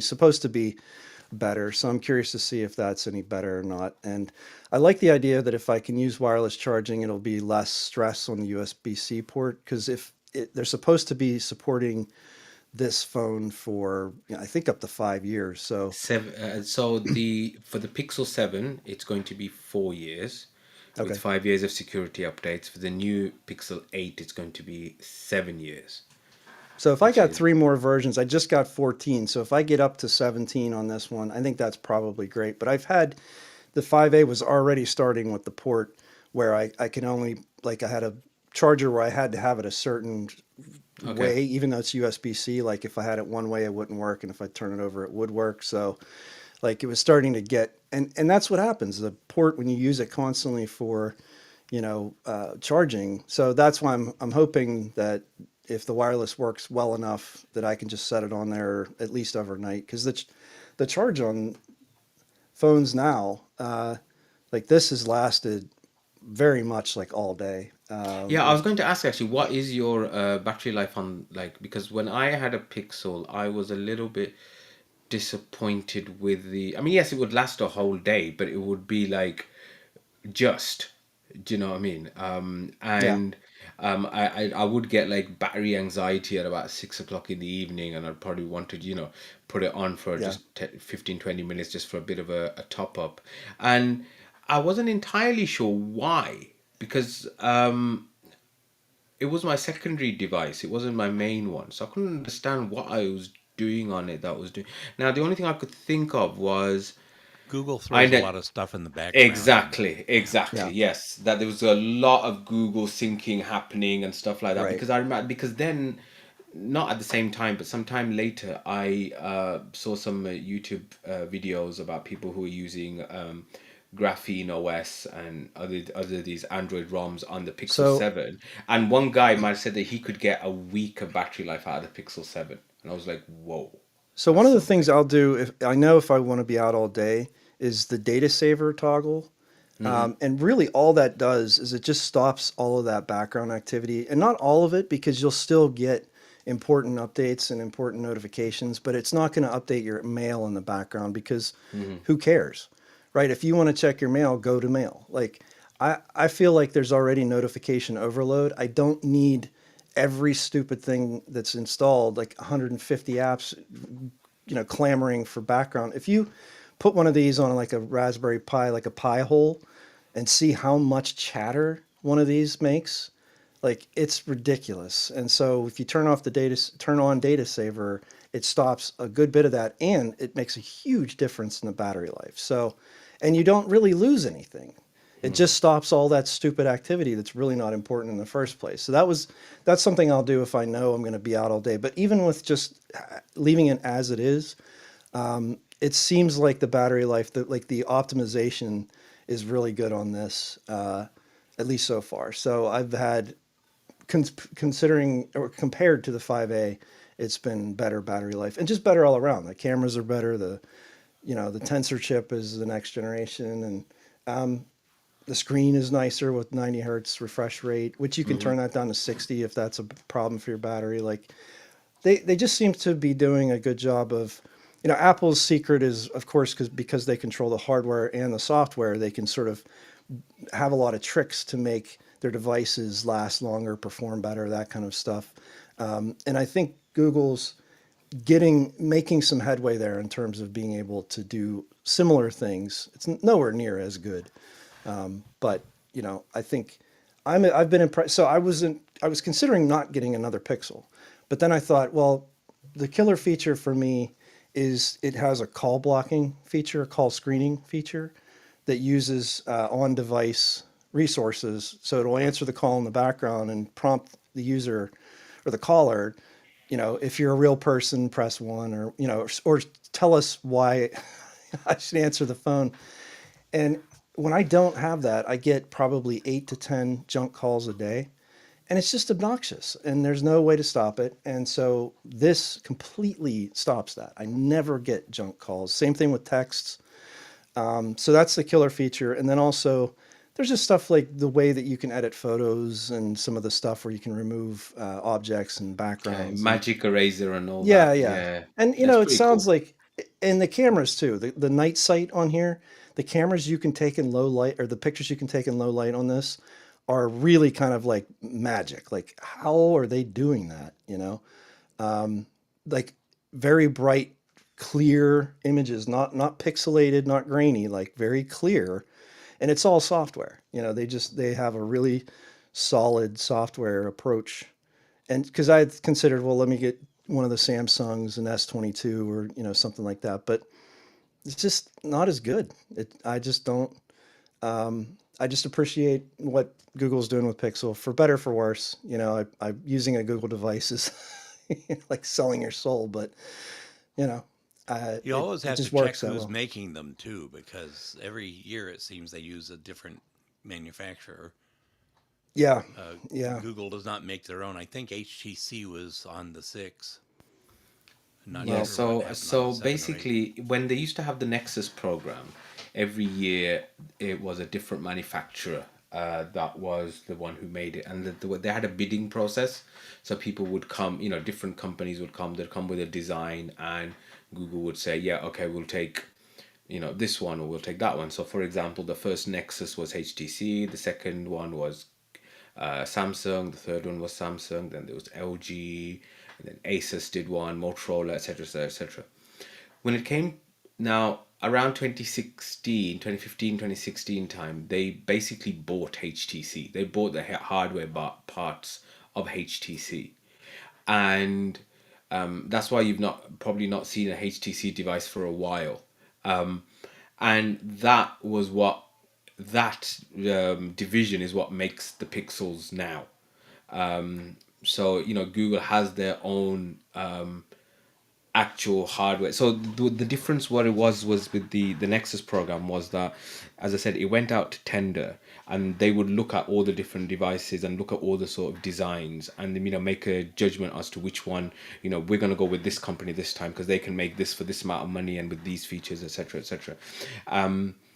And so what that sometimes led to was the interesting thing of when, for example, a company had put a tender in and that tender hadn't been accepted, and it was like, we can still make this phone, but it's just now not going to be a Google Nexus Pixel. phone. It A will be, Nexus device. yeah, it will be our own Android, version, Right. so etc. So but now, as I said, yeah, so ever since, they bought Motorola back in 2013 so that they could get the patents. Hmm. And they sold it a year later, and then they basically bought the had hardware division of HTC, basically gutted that company. And apparently they still make some phones in Taiwan, apparently, but I mean it's nothing like it used to be. And yeah, they're the ones that make the Pixels, and that's why the first couple of Pixels, the Pixel 1 and Pixel 2, had a very kind of HTC kind of aesthetic, the Yeah. unibody, metal, this kind of stuff. That doesn't mean that everything was made by that hardware division. So I remember that this was a thing with the Pixel 2 XL, that the screens for the XL were made by LG, but the screens for the standard were made by Samsung. And so there was some QA issues, I remember. People were complaining about burning and stuff like that, but yeah, it's generally their own thing now, I suppose. I mean, yeah, I mean, as it is, but I think people don't realize exactly how much cross pollination and cross production there is. I mean, I'm sure I read a thing saying that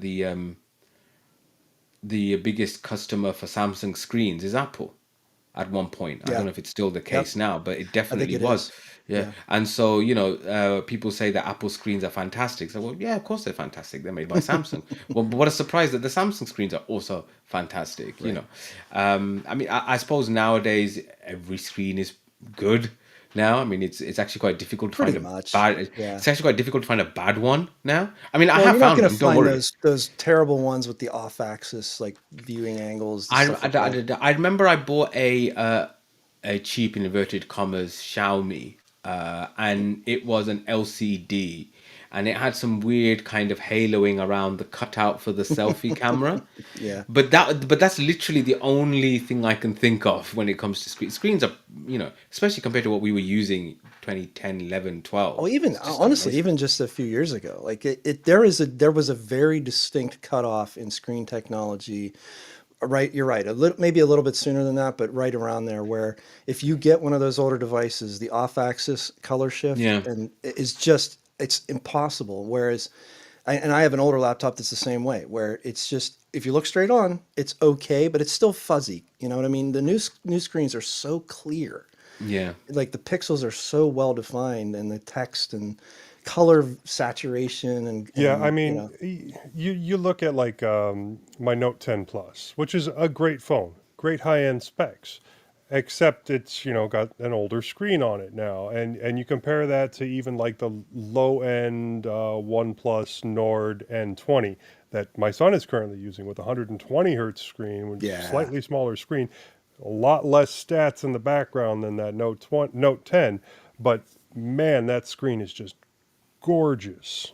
crisp, yeah, Oh Yeah. and yeah. smooth. Yeah, that the higher refresh rate makes a big difference. So, Yeah. anyway, Moss would like us to move on. So, no, I'm just kidding. Let's go ahead and go to. Sorry, Bill. I'm sorry to break the show, but do you want me to say innards now, or do you want me to do the end Say now and then come back that's to innards? um, so that's it for the wanderings. Moving on to the Linux innards, give it a bit of a pause, and Okay. then move on. For anybody that's watching on the YouTube channel, what's going to happen is we're going to move on to the segments that are normally at the end of the show, and then when everything's over with, and we do our usual thanks, Clem, then the interview will start. So Got it. if you're watching the YouTube, just stay tuned after all the usual stuff, and you'll see the interview with Danielle Fore. On the audio only version, well, you won't hear any of this. It'll all Right. it'll all be put together the way it should be, and I can't wait to get working on that. Um, but yeah, go ahead. Say the words, Eric. Say the Okay. words. All right. Well, that's it for Wonderings. Let's move on to Linux innards.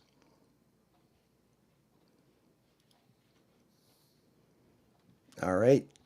Let's move on to vibrations from the ether. Joe, did you find something? Yeah, I, it's on my other computer, and I'm not Oh, logged in correctly to do it on this computer. so we want to So skip there it? was a mention that the calendar needed fix, and then there was one person that mentioned for Bill to never take Ozempic. Yeah, Really? there was another email. I don't remember if it was email or something else. Somebody was. I guess we've had some complaining about the politics. Don't talk about the politics. Oh, I Just didn't talk see about that one. Linux. I haven't seen Yeah, that one either. it's. I think it's on the website actually.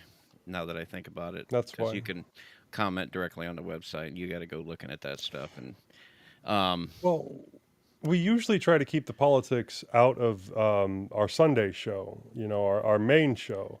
But on right, Saturday, that's for us to talk about the things that we want to talk about. So, right. yeah, and especially Oh, if well. it's in our wanderings.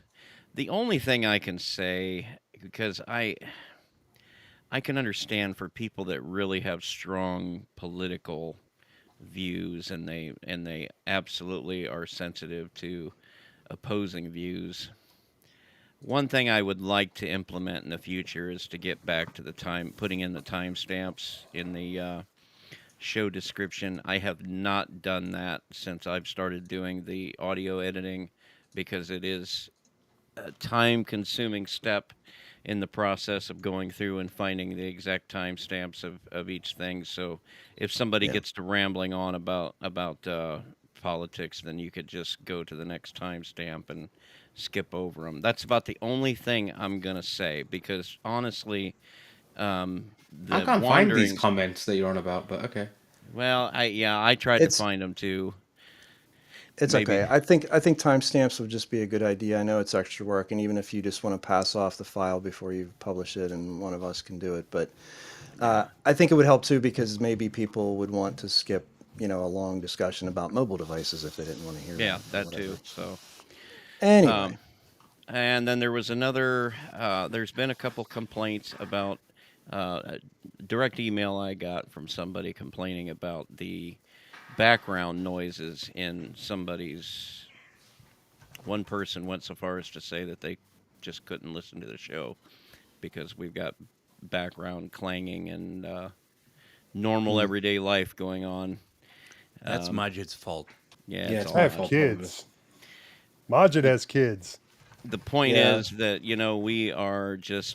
we're just five guys that are putting together a show talking, getting to talk about Linux with our friends. We don't have a $80,000. I don't know how much you'd spend on a studio with proper soundproofing and lots of money coming in to pay for these things.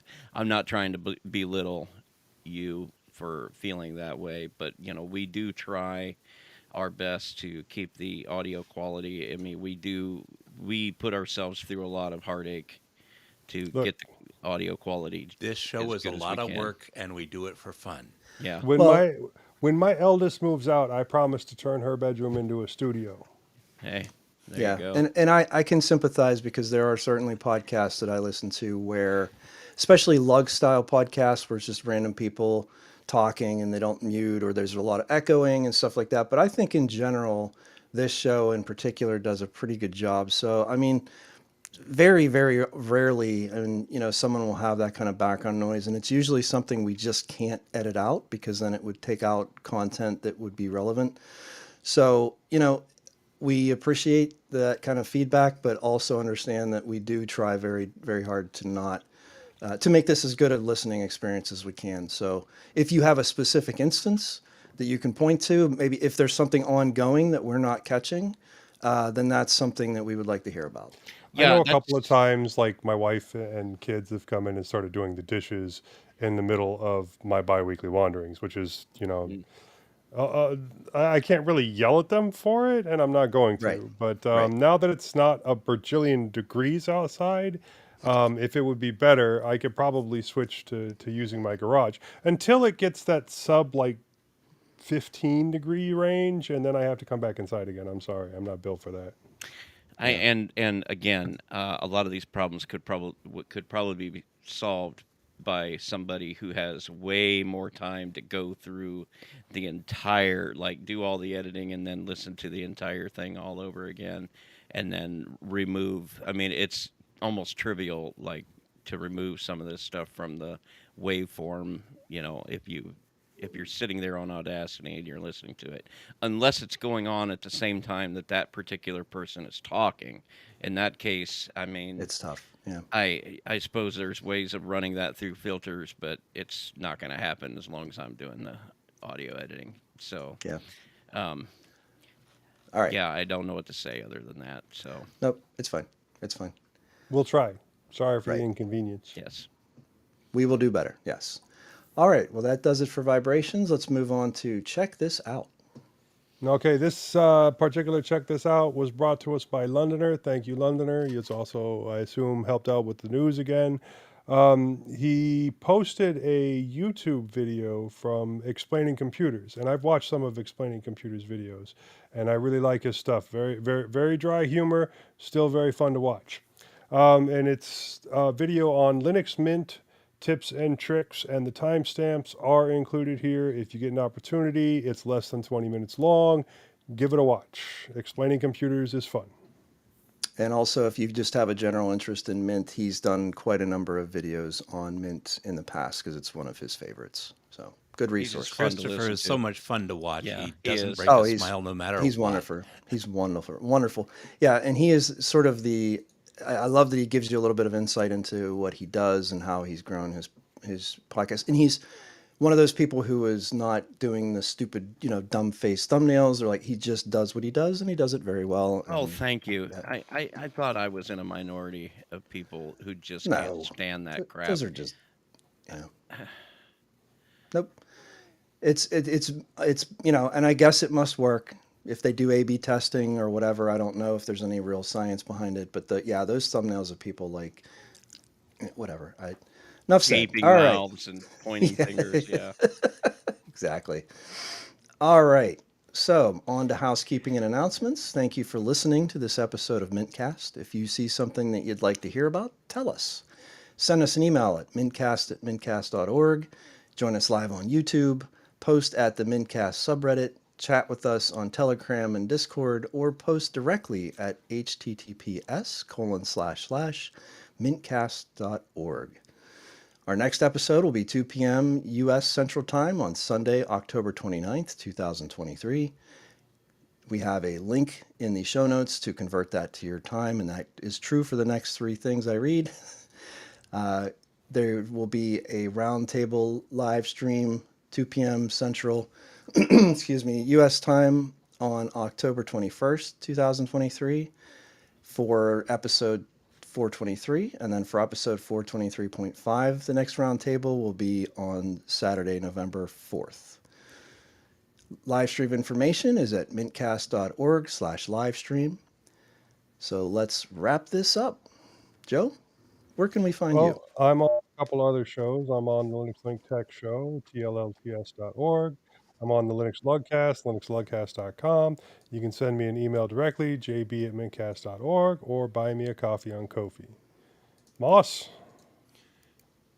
Well, you can listen to me on Full Circle Weekly News and Distro Hoppers Digest. You can send me an email at bardmoss@pm.me. My Mastodon is at zyvala@hosttux.social. And my other contact information can be found at itsmoss.com. Bill? Well, you could email me, bill@mintcast.org. I'm Bill_H on Discord. I'm at WCHauser3 at fostodon.org on Mastodon. Also, check out my other podcasts, Linux OTC and Three Fat Truckers. If you'd be so inclined, there's links to both of those in the show notes. Majid? So you can email me directly on drmajid@mincast.org. I'm back on Twitter as atypicaldoctor870. I'm also Atypical Doctor on Instagram and Threads, and there's the Atypical Doctor podcast on Spotify. Links in the show notes. And Eric. you can hear me and see me on this and the Linux OTC podcast, as well as Linux Saloon and Linux Lugcast streams. If you'd like to get in touch with me, I can be reached at eric@mintcast.org, as well as various other social media sites, which are linked in the show notes.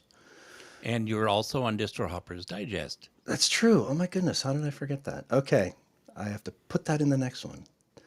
All right, before we leave, we want to make sure to acknowledge some of the people who make mintCast possible. Someone, wink wink, for our audio editing. Thank you very much. Archive.org for hosting our audio files. Hobstar for our logo. InitRD for the animated Discord logo. Londoner for our time syncs. Bill Hauser for hosting the server, which runs our website maintenance, and the Nextcloud server, on which we host our show notes and raw audio. The Linux Mint development team for the fine distro we love to talk about. Thanks, Clem. Thanks, Clem. And company. Co. All right. Then I'm going to switch over OBS to the video. God, cross your fingers, guys. Hey, everybody. For our innards today, we've got an interview with the lead developer of the Elementary OS project. Danny, welcome to the show. Welcome back to the show, that is. Good to have you. Hey. Recently, it was announced the release of Elementary OS 7.1 with some pretty interesting additions and bug fixes and some a little bit of polish. Now, I have to, for starters, there's this conversation that goes on in the space of derivative distributions. Where some people might even ask, what is the point of these distributions? Because there are so many of them out there that are just maybe a little bit of theming and maybe a little extra tooling on top of something like Ubuntu or Debian or something like that. And there's very few that are actually offering something unique to the space. But I have to say that Elementary OS is at the top of the list of distributions that are truly making an impact and bringing something different to the table. So this new release 7.1, what are some of the things that you'd like to share about it? Yeah, so with this release, our last release 7.0 was in January. And so we have like a monthly update cycle. So we release updates every month. And then we do like a major point release to kind of bundle everything back up. So that when you do a fresh install, you're not installing like hundreds of updates, right? So this 7.1 release is our first major update for the 7 series. And it includes a ton of things for like accessibility features that we developed for disabled folks. It includes tons of things based on the feedback that we got from the 7.0 release. So there's over 200 bug fixes included. And it includes a lot of like privacy and security features, especially regarding things with like Flatpak permissions. That's You have cool. to imagine there are a lot of conflicting interests and priorities in your project, and I think accessibility in particular, and even security. Honestly, these are not necessarily the most like hot button topics that maybe other people focus on, especially accessibility, unfortunately. And so I was very pleased to see not this wasn't just like a token effort on, you guys really put a lot of effort into that. Do you want to start with accessibility and Yeah, let's do that. talk about your motivation for that? Like, why was that important compared to all those other things? Yeah, I think that that's something that has evolved to be more and more core to what we do. Like when I started out with elementary, like the idea was to bring like a human-centered, user experience design to the open source space. There wasn't a lot of focus on that when I started to get involved with open source desktops, and that's changed obviously. Like especially within like GNOME project and stuff, there's a much larger focus on user experience design.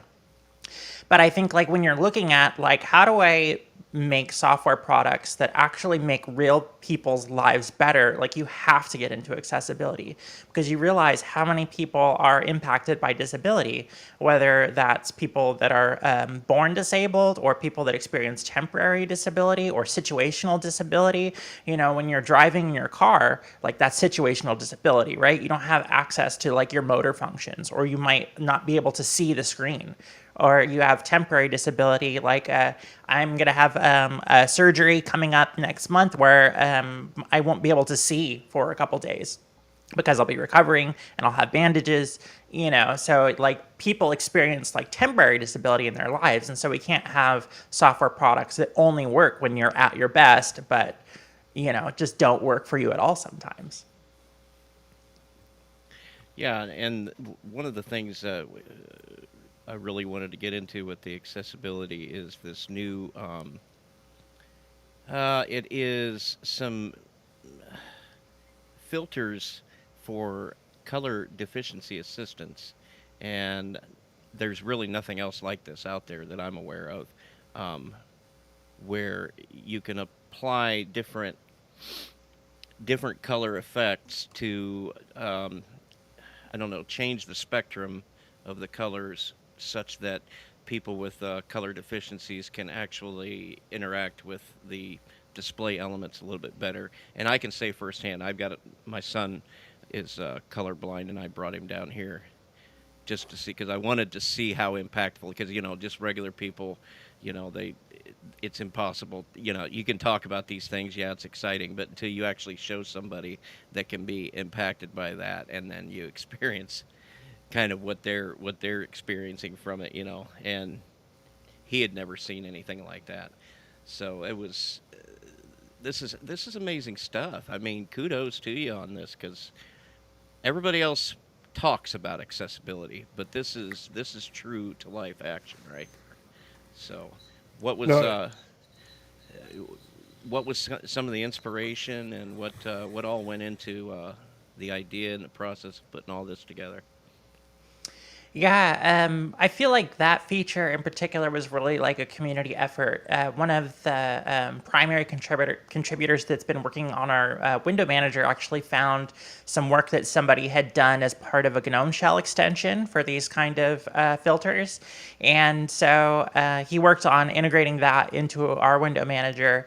And then my piece was more of the user experience piece of like, okay, how do we get this technology to people in a way that makes sense for them. And actually, my brother is color deficient, and so I had a conversation with him about his experience with that, and that's what actually started me on making sure that I'm not using the term colorblind in the interface and talking about color deficiency assistance. Because, from talking to him, he was like, I didn't even know for a long time because people kept saying colorblind, colorblind. He's like, I'm not colorblind. I can see colors. I just have a hard time telling the difference between certain colors. So I was like, oh, okay. Like framing that disability in a way that people feel like, oh, this feature is for me. It was like half the battle, right? And then also in talking to him, he was like, I don't really know. He's like, I've got like the proton one, whatever that one is, the common one. It's protanopia. Red-green color blindness is the most common. It affects, I think, 1 in 12 men. Super common. But a lot of people, experience this types of disability, but they don't know that they have it because the way we describe it is too extreme. And so just letting people know that, these features are for everybody and working on making them adjustable so they can fit into individuals' experiences. So, maybe you just need a little bit of assistance because your deficiency isn't so extreme, trying to tailor it to individuals. I imagine that this is a really technical, area to get into. Like, it's not just, well, let's just stick some some features in. I mean, you really have to sort of study the science behind it, and I'm sure that project maybe helped you start, down that path. But it sounds like you probably had to educate yourself quite a bit on the different types that there are and like what goes into that. And then, as you mentioned, bringing that in a way that's usable, having that slider that controls the concentration level and the saturation of that, and just the overall usability of this is like Bill had mentioned. I don't think I've ever seen anything that was this approachable. I think there's a lot of accessibility things that are fairly to me. So I think if I had one of these challenges that you kind of you probably just learn to deal with whatever you're given. But I feel like you put a lot of extra effort into just making this so much easier to use and approachable than a lot of the tools that I've seen in the past. So what kind of feedback have you received from people? I'm sure you had testers and things like that, and obviously you said your brother. But what kind of things are you hearing from this? Yeah, so far the feedback we've received about it has been pretty positive. It's hard in a lot of ways because so much of doing this kind of work is getting over stigma, and a lot of people believe that accessibility features aren't for them, and so they don't even try them. So that's really difficult. But from the people that I have heard back from that say that they have tried it, that I have heard a lot of positive feedback. People saying, wow, this works really well. And like you said, we really benefited from that community work. A lot of the technical work was kind of already laid out for us. So it was, like you said, putting it into something that was approachable for people was the biggest piece of what we added to it. I wonder if there is, I'm assuming there would be, but going to like an association or a support group or whoever sort of is around this issue to say, it's self-serving, obviously, but hey, we've done a lot of work in this area. So if you have people in particular that are having challenges, this might be a really good fit for them. I'd be curious to see what their feedback might be. Just a thought. Yeah. I'm wondering. I'm looking at the way this is all put together in elementary, and I'm wondering how easy would it be, or is it possible at all to add these features into other desktop environments and other distributions? Is that possible, or is this just part Yeah. of it? So, like I said, they're called shaders. The shaders that we used here were actually originally developed as an extension for GNOME Shell. So yeah, they're totally open source shaders, and I think the original source was linked in the pull request. I'm not sure if we have it on like the top level on the project or anything, but it's all, they're all open source shaders, and we have proper license attribution and everything. So it'd be great to see these kind of features integrated into more environments. So Something else sorry, go ahead, Joe.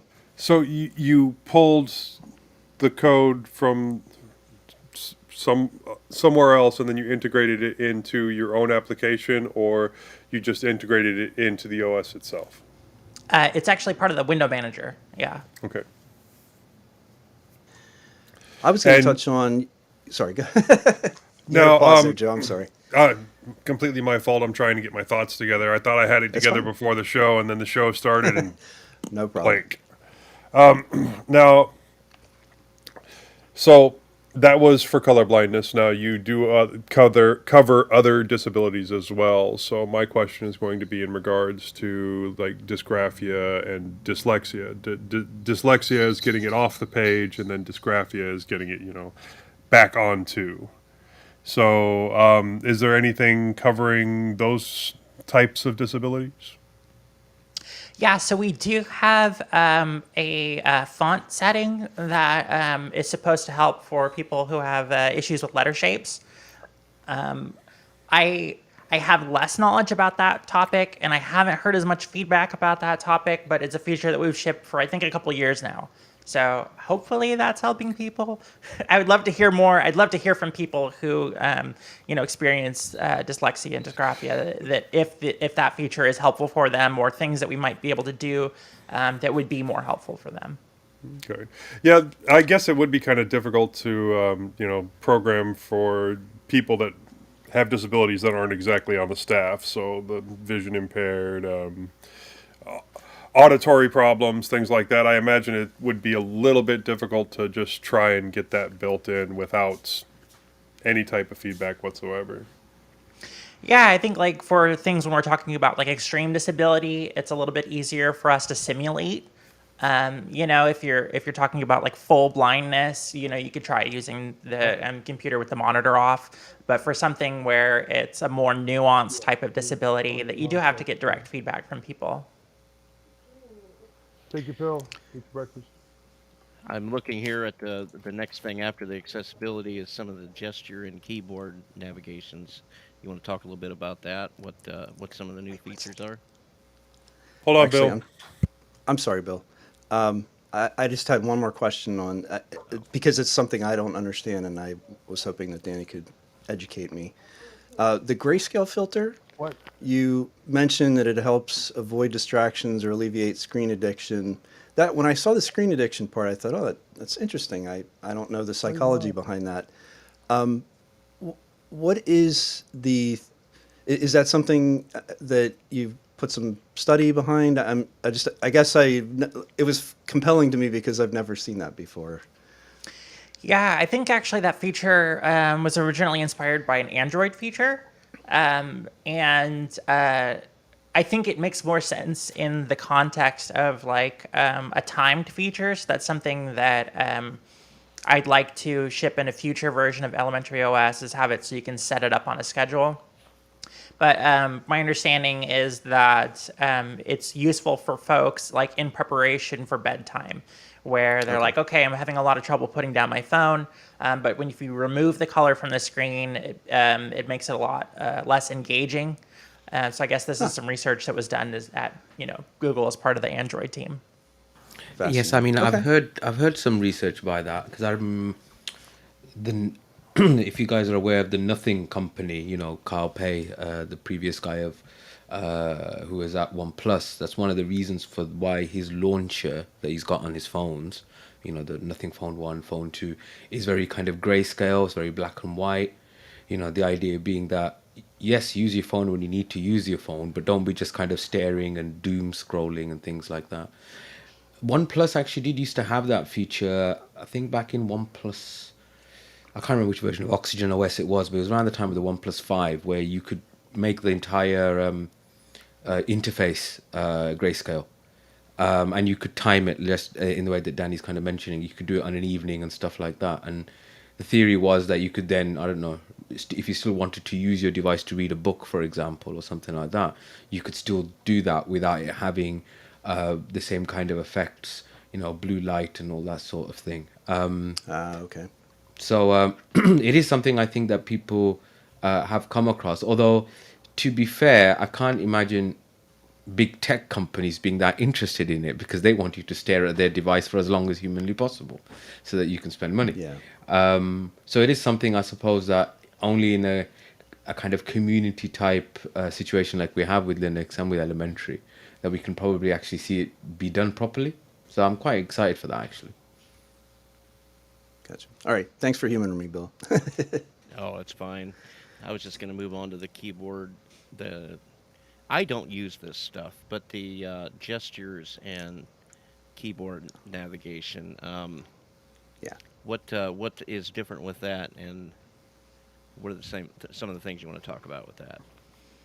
Yeah, I think that's one of those things where it's kind of a continual work because we go, oh, okay, there's things that we could add more gestures to, or better keyboard accessibility to, or more shortcuts to. So I know, like in particular, one of the things that we did is in like the mail compose dialog when you're writing a new message.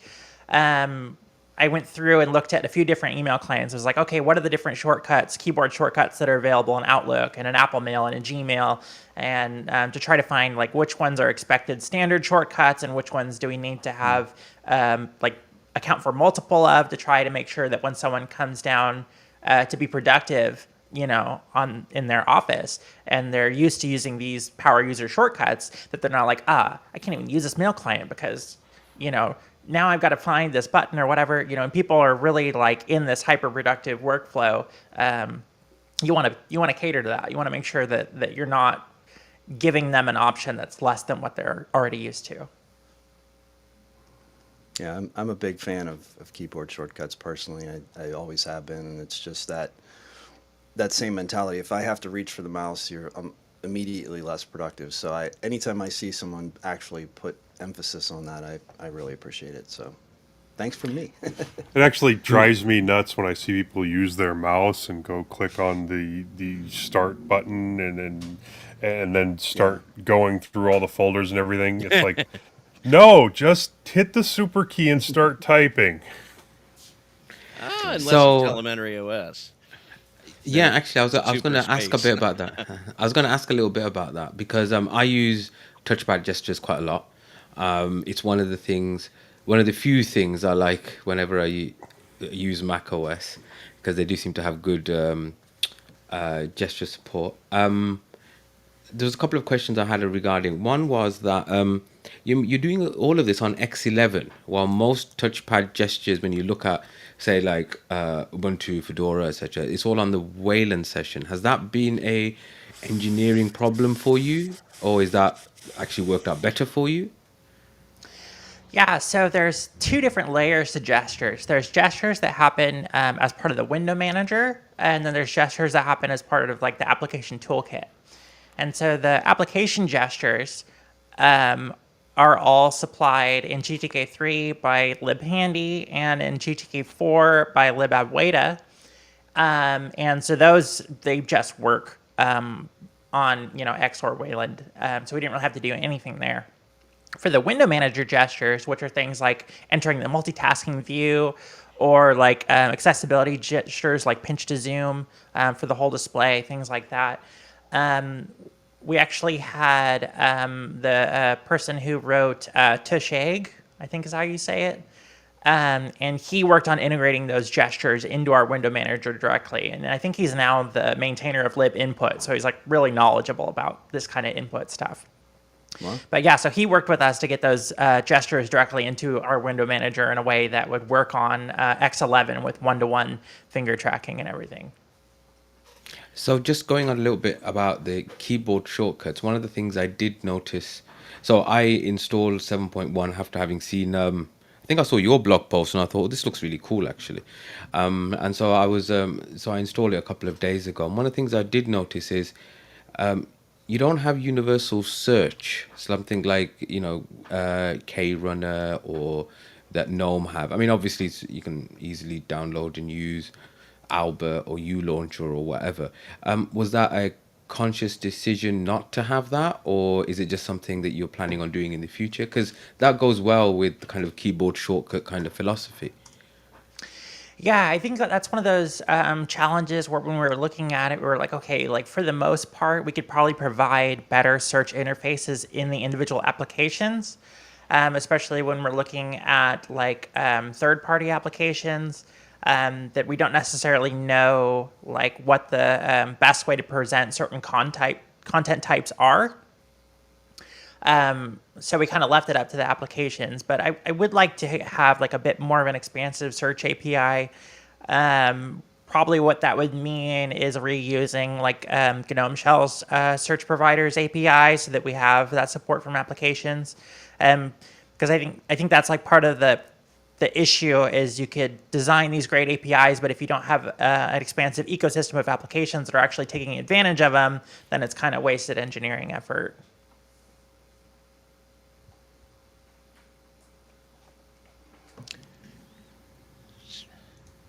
Well, so we touched on the fact that this is still using X11. Is there a trajectory at all with you guys as far as Wayland is concerned, or are we still kind of in a holding pattern with that? Yeah, so we've actually been working on Wayland support for quite a while. It's something that requires like a lot of refactoring. So it's a really major goal. I would really, really like to ship a Wayland session by default for OS 8. We have technically a working Wayland session right now, but it's not as good as the X11 session. There's some pretty major issues. So we're working right now on implementing like a shell protocol for Wayland to make sure that like parts of the desktop shell, like the panel and the dock, are positioned correctly, and notifications and things like that. Working through some feature regressions, like in Wayland, applications can't position themselves. So we have a pull request open right now for the window manager to keep track of the position of windows, so that when you move things around or have multiple monitors and things like that, that the window manager itself will actually keep track of reopening windows on the correct position. So it's things like that where it's like, okay, we got to move around the responsibilities from the application to the window manager. And So, moving on then, it looks like you've made some changes to the App Center and the way it kind of it focuses on the difference between the way different apps are installed, either through your curated version of Yeah. Flatpak and stuff that you would get from like FlatHub. Okay. Good. You have some comments about that, Pull or your shirt out of your underwear. yeah, so the primary thing is that like in getting feedback from people that are using the operating system, we're hearing that it's extremely important for people to be able to sideload applications from other stores and use other stores. That the majority of applications that people are using on their day-to-day basis aren't necessarily coming from App Center. Like people love App Center apps, but it doesn't cover all their use cases. So we really want to make sure that the experience when you're adding alt stores like FlatHub, or when you're sideloading applications from an individual developer like 1Password who distributes their application on their own, we want to make sure that's a really smooth experience for people. And that's something that has definitely been like enabled more from the engineering side by Flatpak features. And so a big focus of what we're doing now on the user experience side is making sure that things like sandbox permissions are more digestible. So when an application could have access to a certain system feature that would be important for you to know about, we want to make sure that you have your full consent when you're installing the application.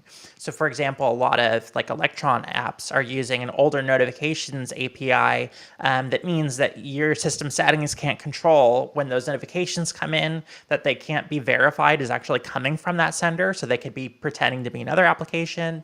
They may not work correctly with certain features like actions and buttons. So we really want to inform people like, hey, this might not work well, but you can install it, but we want to make sure that you know what you're getting into. So one of the things that I've certainly in the past, I think we actually talked years ago on a different show, and my feedback at that point was you were providing what I felt was a pretty scary looking side load screen that for an inexperienced user might have been something that was just sort of a situation where they wouldn't have understood it. They wouldn't have known like, well, is this a bad thing? Like, what am I doing? I understood the intent, which was to just ensure that they understood like this is not one of our apps. This is something that's outside of our control.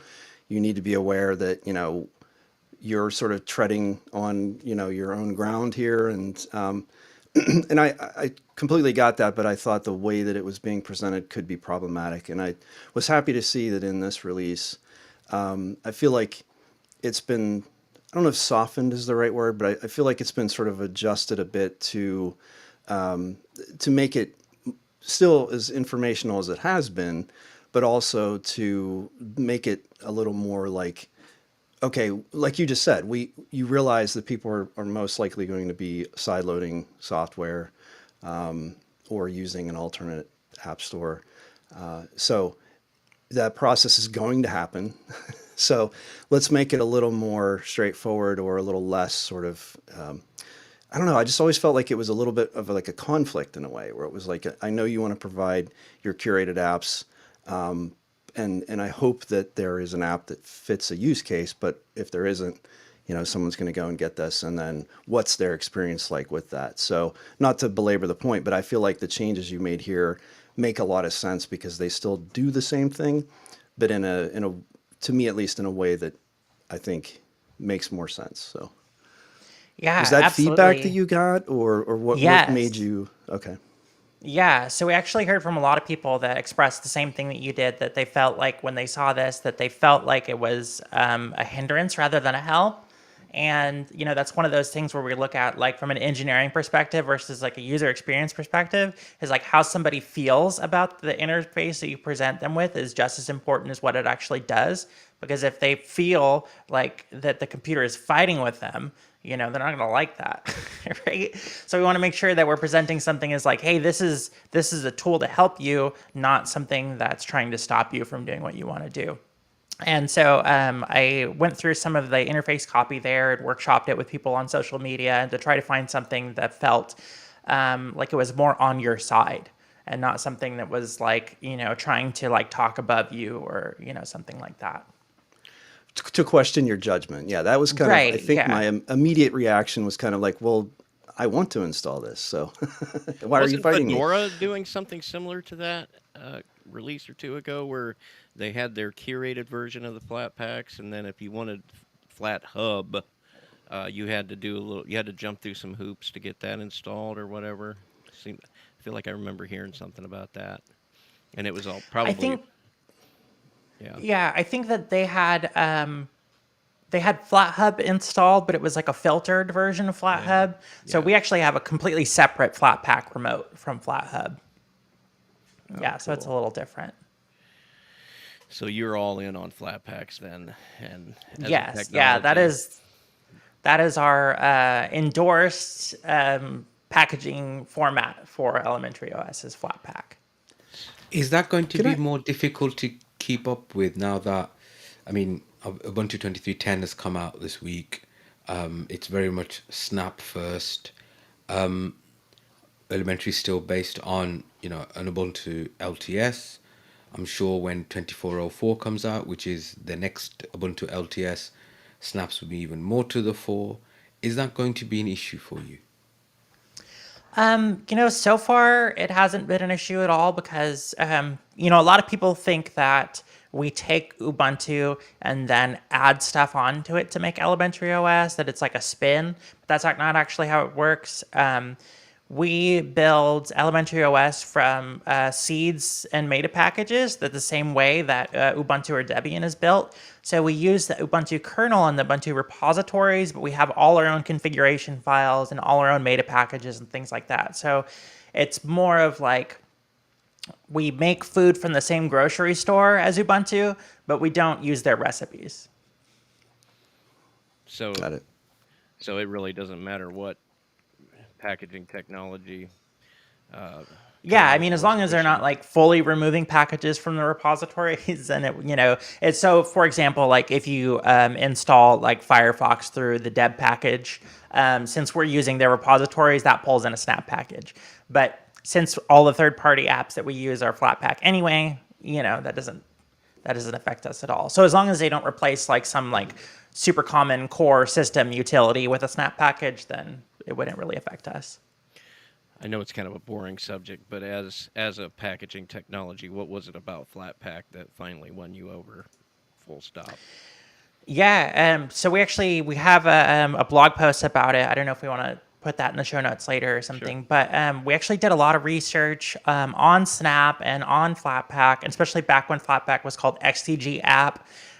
We like attended different, I guess, sprints and things with both like Canonical on Snap and a different community like GNOME-related projects to look at these different technologies. And what it came down for us was the biggest feature of this kind of next-gen packaging stuff is sandboxing, application sandboxing. So making sure that applications only have permissions to talk to APIs that ensure things like user consent and privacy, and that they don't have permission to just arbitrarily grab data or device access and things like that. But also features like Delta updates. So when you're getting an update, you're only downloading the part that's changed instead of the full package. Enabling like reliable automatic updates, parallel installs. So there's a lot of like modern packaging features that are really good, especially when you're developing things, as a Debian package as part of the CI process. If it spits out a Debian package and you want to test that, you have to overwrite the package that you're actually relying on your system in order to test that. But as part of our CI process right now, we have a Flatpak bundle that gets spit out, and then you can install that bundle side by side, launch that version specifically, test it, and you could keep it installed or uninstall it or whatever, and it doesn't affect the one that you're actually relying on as your daily driver. So it's really easy to do development and test things. And especially when you're asking people like, hey, I developed this fix for the issue you reported. Can you test this? Here's a Flatpak bundle that you can easily install instead of having to ask somebody to, compile a branch or possibly mess up their main install with the Debian package. Not only that, you know that they're getting a specific version of something that you packaged for Right. them. So Yeah, with all the repeatable. correct dependencies and Yeah, exactly. And then what really sold us, especially on Flatpak over Snap, was the fact that Flatpak was designed decentralized by default. So it's not designed to work with a centralized remote. You can have any number of remotes. It's designed to work with bundled packages that are installed offline or from a USB drive or whatever. So it's really built as a tool that's agnostic of a centralized store. So that seems better for like longevity and for ecosystem diversity. Yeah, and I think we've seen that play out a little bit too. So I think you were right on that. Yeah. One of the things, so you started out with privacy and consent, and you talk about portals and how they, provide a safe and consensual way for apps to interact with the operating system, and you get into startup apps and the fact that a lot of times you install something and it will set itself up to automatically start, and if there's not like a UI component, it can be running in the background. You have absolutely no idea that it's there or running that way. So you're capturing that and presenting it to the user the first time that it goes to run. You've done things like integrating some of the Flatpak permissions directly into the system settings. So you've done a lot of work around that. What was your motivation there? And are you is this just the first foray into this, or where are you with this? So Yeah, I mean, I think this is something that, like, as an ecosystem, people that are developing around Flatpak and portals, that we're trying to work toward a future where eventually packages will be entirely sandboxed. They shouldn't have any holes in the sandbox, and everything that they want to do, there should be a safe API for them to do it through. So, making sure that as many desktop environments as possible are implementing all the features here is what's going to make sure that developers are actually using those features. So it's just, part of our role in the ecosystem is making sure that we're implementing those and being a part of, creating them, and making sure that the way that they're presented in the desktop environment matches with what developers are expecting as they're building for Flatpak and for portals. got it. And in terms of, when I look at Flatpaks and permissions, I think the developers that publish them do their best in terms of anticipating what needs to be enabled in terms of access in the system. And so I've used Flat Seal for a long time in terms of seeing what permissions exist and then having to adjust certain things. I have a slightly different setup where my documents and data is on a separate disk completely. And so a lot of times that means that the default configuration for a Flatpak is not going to work because it can't get to my documents. So I end up having to needing to go in and enabling that. So that Flat Seal allows me to do that fairly easily, but having it built right into the desktop environment itself is actually more ideal, I believe, than relying on a third-party app, especially because if I'm a user and I don't know that I need to make those adjustments, that in terms of surfacing the ability to make these types of adjustments, I don't know that I need Flat Seal or something like it. So now if it's built in, I can just go to the settings panel and see like, oh, well, okay, maybe this is why it's not working because of, plus it's less steps. If you're trying to help someone, Right. you don't have to tell them, go get this application and then go do these. Plus also Flat Seal has a lot of stuff in there that maybe you don't want to touch if you don't know what it is. So maybe not the best experience for a less capable user, I guess. It does have So, one button you can push to send everything right back to the default, though, which is kind of cool. That's saved my bacon a couple times. So, because there is a lot in there that just, it's moon speak to me, some of those options. So, yeah. How Yeah. does that fit in with your kind of customization options? Obviously, Elementary has a very specific aesthetic. One of the issues I know with other distributions is when you have these kind of FlatHub apps and things that they don't integrate as well into the system. Is that something that you're conscious of as well? Yeah, I mean, the way that we look at it is that cross-platform apps are cross-platform apps, and we're not going to lie about them. Like, that's one of the Dieter Rams principles of design. Good design is honest.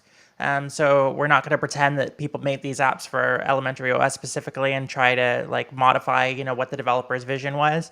So apps are presented, exactly as developers intended to ship them, and we've heard from developers that that's the way that they want their apps to be presented.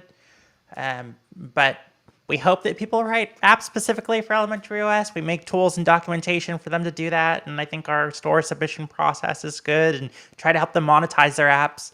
But in the case where if they want to develop an app for GNOME, we're not going to try to mess with it to make it look like it was made for Elementary OS when it wasn't. and people really do develop apps just for Elementary. That's actually kind of impressive. The range of applications, and they've got a real coherent experience with them. They really look like they go well with the desktop and the experience overall. I would like to see FlatHub or, yeah, well, I guess it has to be FlatHub because those same often the elementary apps are also available on FlatHub, and unfortunately, there's no way for them to monetize anything on FlatHub. And so I use a number of apps that were built for elementary on other desktops, and I guess I could, have an install of elementary and then buy it through there through this elementary store. But I would love to see, more of that where there's just an easier way. Because I think the developers, it's difficult for them to focus on. So if they have the ecosystem available, that it makes it easy for them to set up, the fact that they would like to be compensated. And I love the fact that there's usually a sliding scale, and it's all very fair in terms of the pricing and all of that. So I don't know if is that anything that you're aware of that FlatHub is looking at, or I think FlatHub is looking at a way to add monetization. Something that we have like planned out, but haven't implemented because it's kind of an engineering challenge, is having the payments flow actually presented as a Flatpak app that's in the App Center repository. So you would be able to add App Center as a remote anywhere. And then when you go to download an application, what would happen is it would download the Flatpak app that's the payments. They call it the authenticator.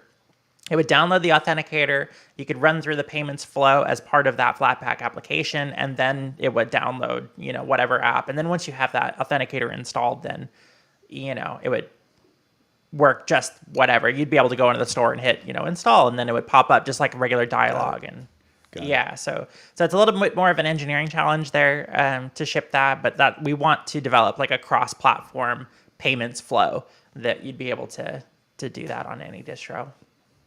Gotcha. Well, hopefully they figure something out, because I think there's a lot of very interesting software being developed for elementary.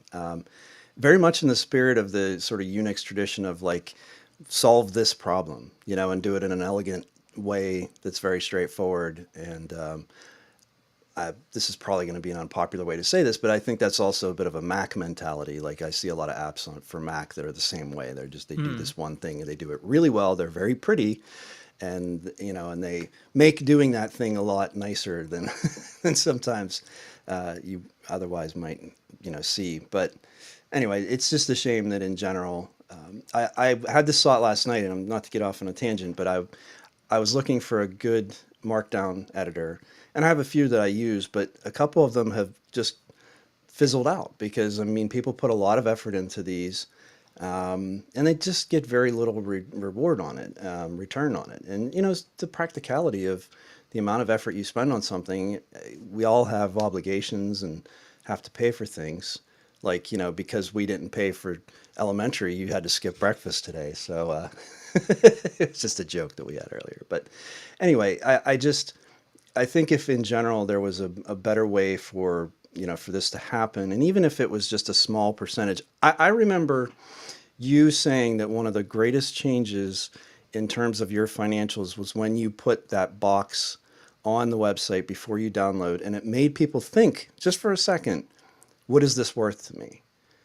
Am I comfortable putting a 0 in there, or would I rather put a 5? Or, and I remember the interview that you were talking about that, and I thought, what a simple thing, like just having that small change and what a difference that made. So I don't know where I'm going with that, but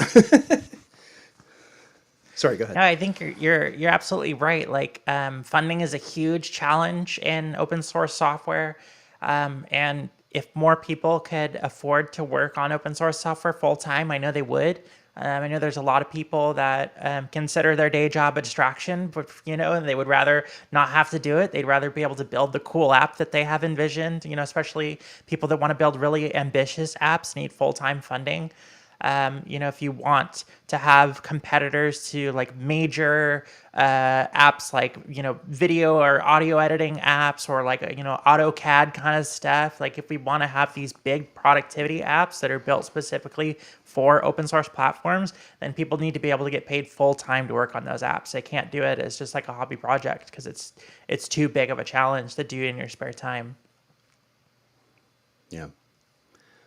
Well, I've been very impressed that you have become. I feel like you've become a very solvent project. I hope that you are able to cover everything, and that the longevity of the project, continues.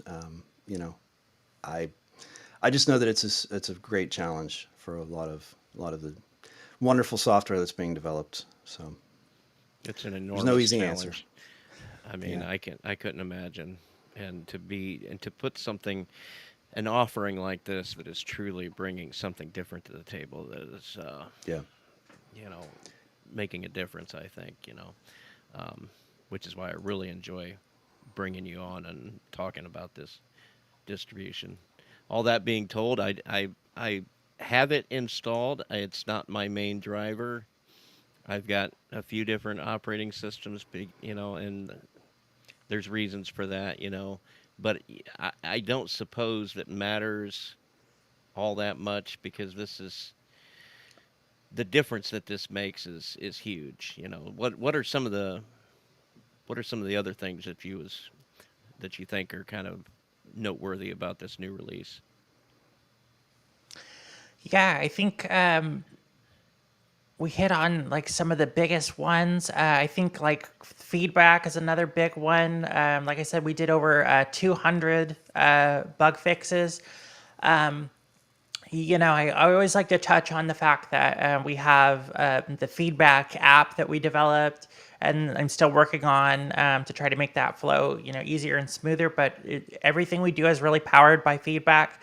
We really appreciate when people submit issue reports or request features or tell us like, hey, this thing is working for me, this thing isn't working for me. And especially if you tell me like how something made you feel, then that's really useful feedback. Or like, I don't, this thing, the way it was phrased, it made me feel bad. I want to hear that so that we can go in and fix it. But yeah, I think that's another one of the most major focuses, is just going through and taking in all the feedback that we've heard from people and going, okay, they experienced this problem here, or they need this feature to get their work done, and just wrap that up into the release. The I appreciate that once you use the feedback app, which is more or less, so it points you to the right GitHub repository to log either an issue or an enhancement request. And I really appreciate that whenever you take that action, you now have a very concise form that's asking you for specific information instead of just an open box, which Yeah. is what a lot of projects do. So it looks like you put a lot of effort into curating that, and having that be a better experience for a user that might not know what information you need from them. I've often wondered Yeah. if just calling it a bug report has scared people off from giving their input, because it kind of implies that technical information is needed here, and sometimes people don't always know how to articulate, exactly what they're experiencing and what they think it's supposed to do, and to like call it feedback instead almost kind of puts a little bit more of a informal tone to it, I think. Yeah. Yeah, I definitely like that. Like you said, that experience of reporting an issue. We hear from so many people that they stop and don't want to send feedback because they're like, I don't know how to do that. That's technical and that's hard.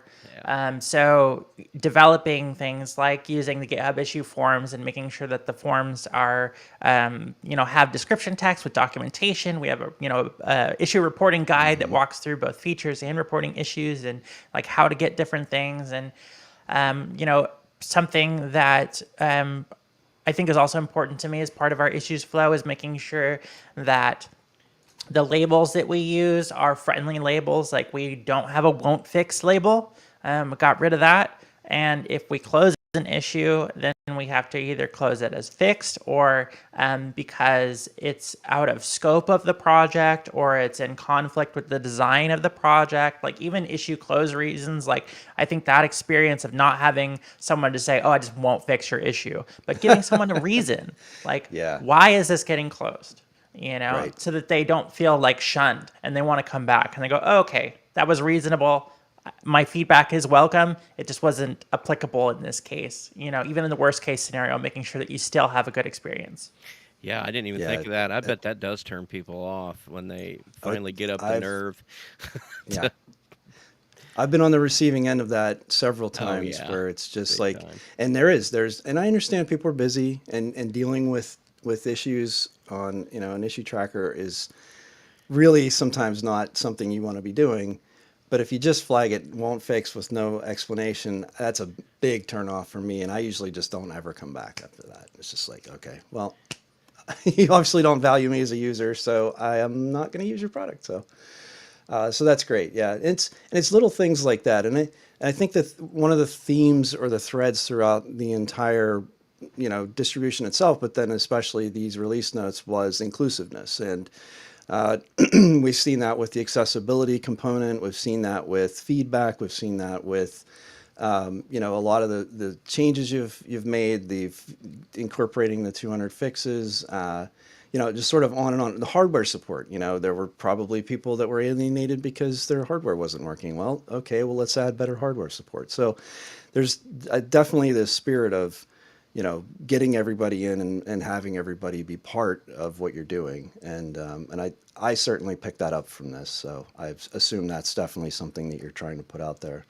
Yeah, I really appreciate that, especially because we do get so much feedback like from people that maybe haven't used Elementary OS or haven't interacted with us as a community, that they see things that are designed as something that is inherently tied to like elitism.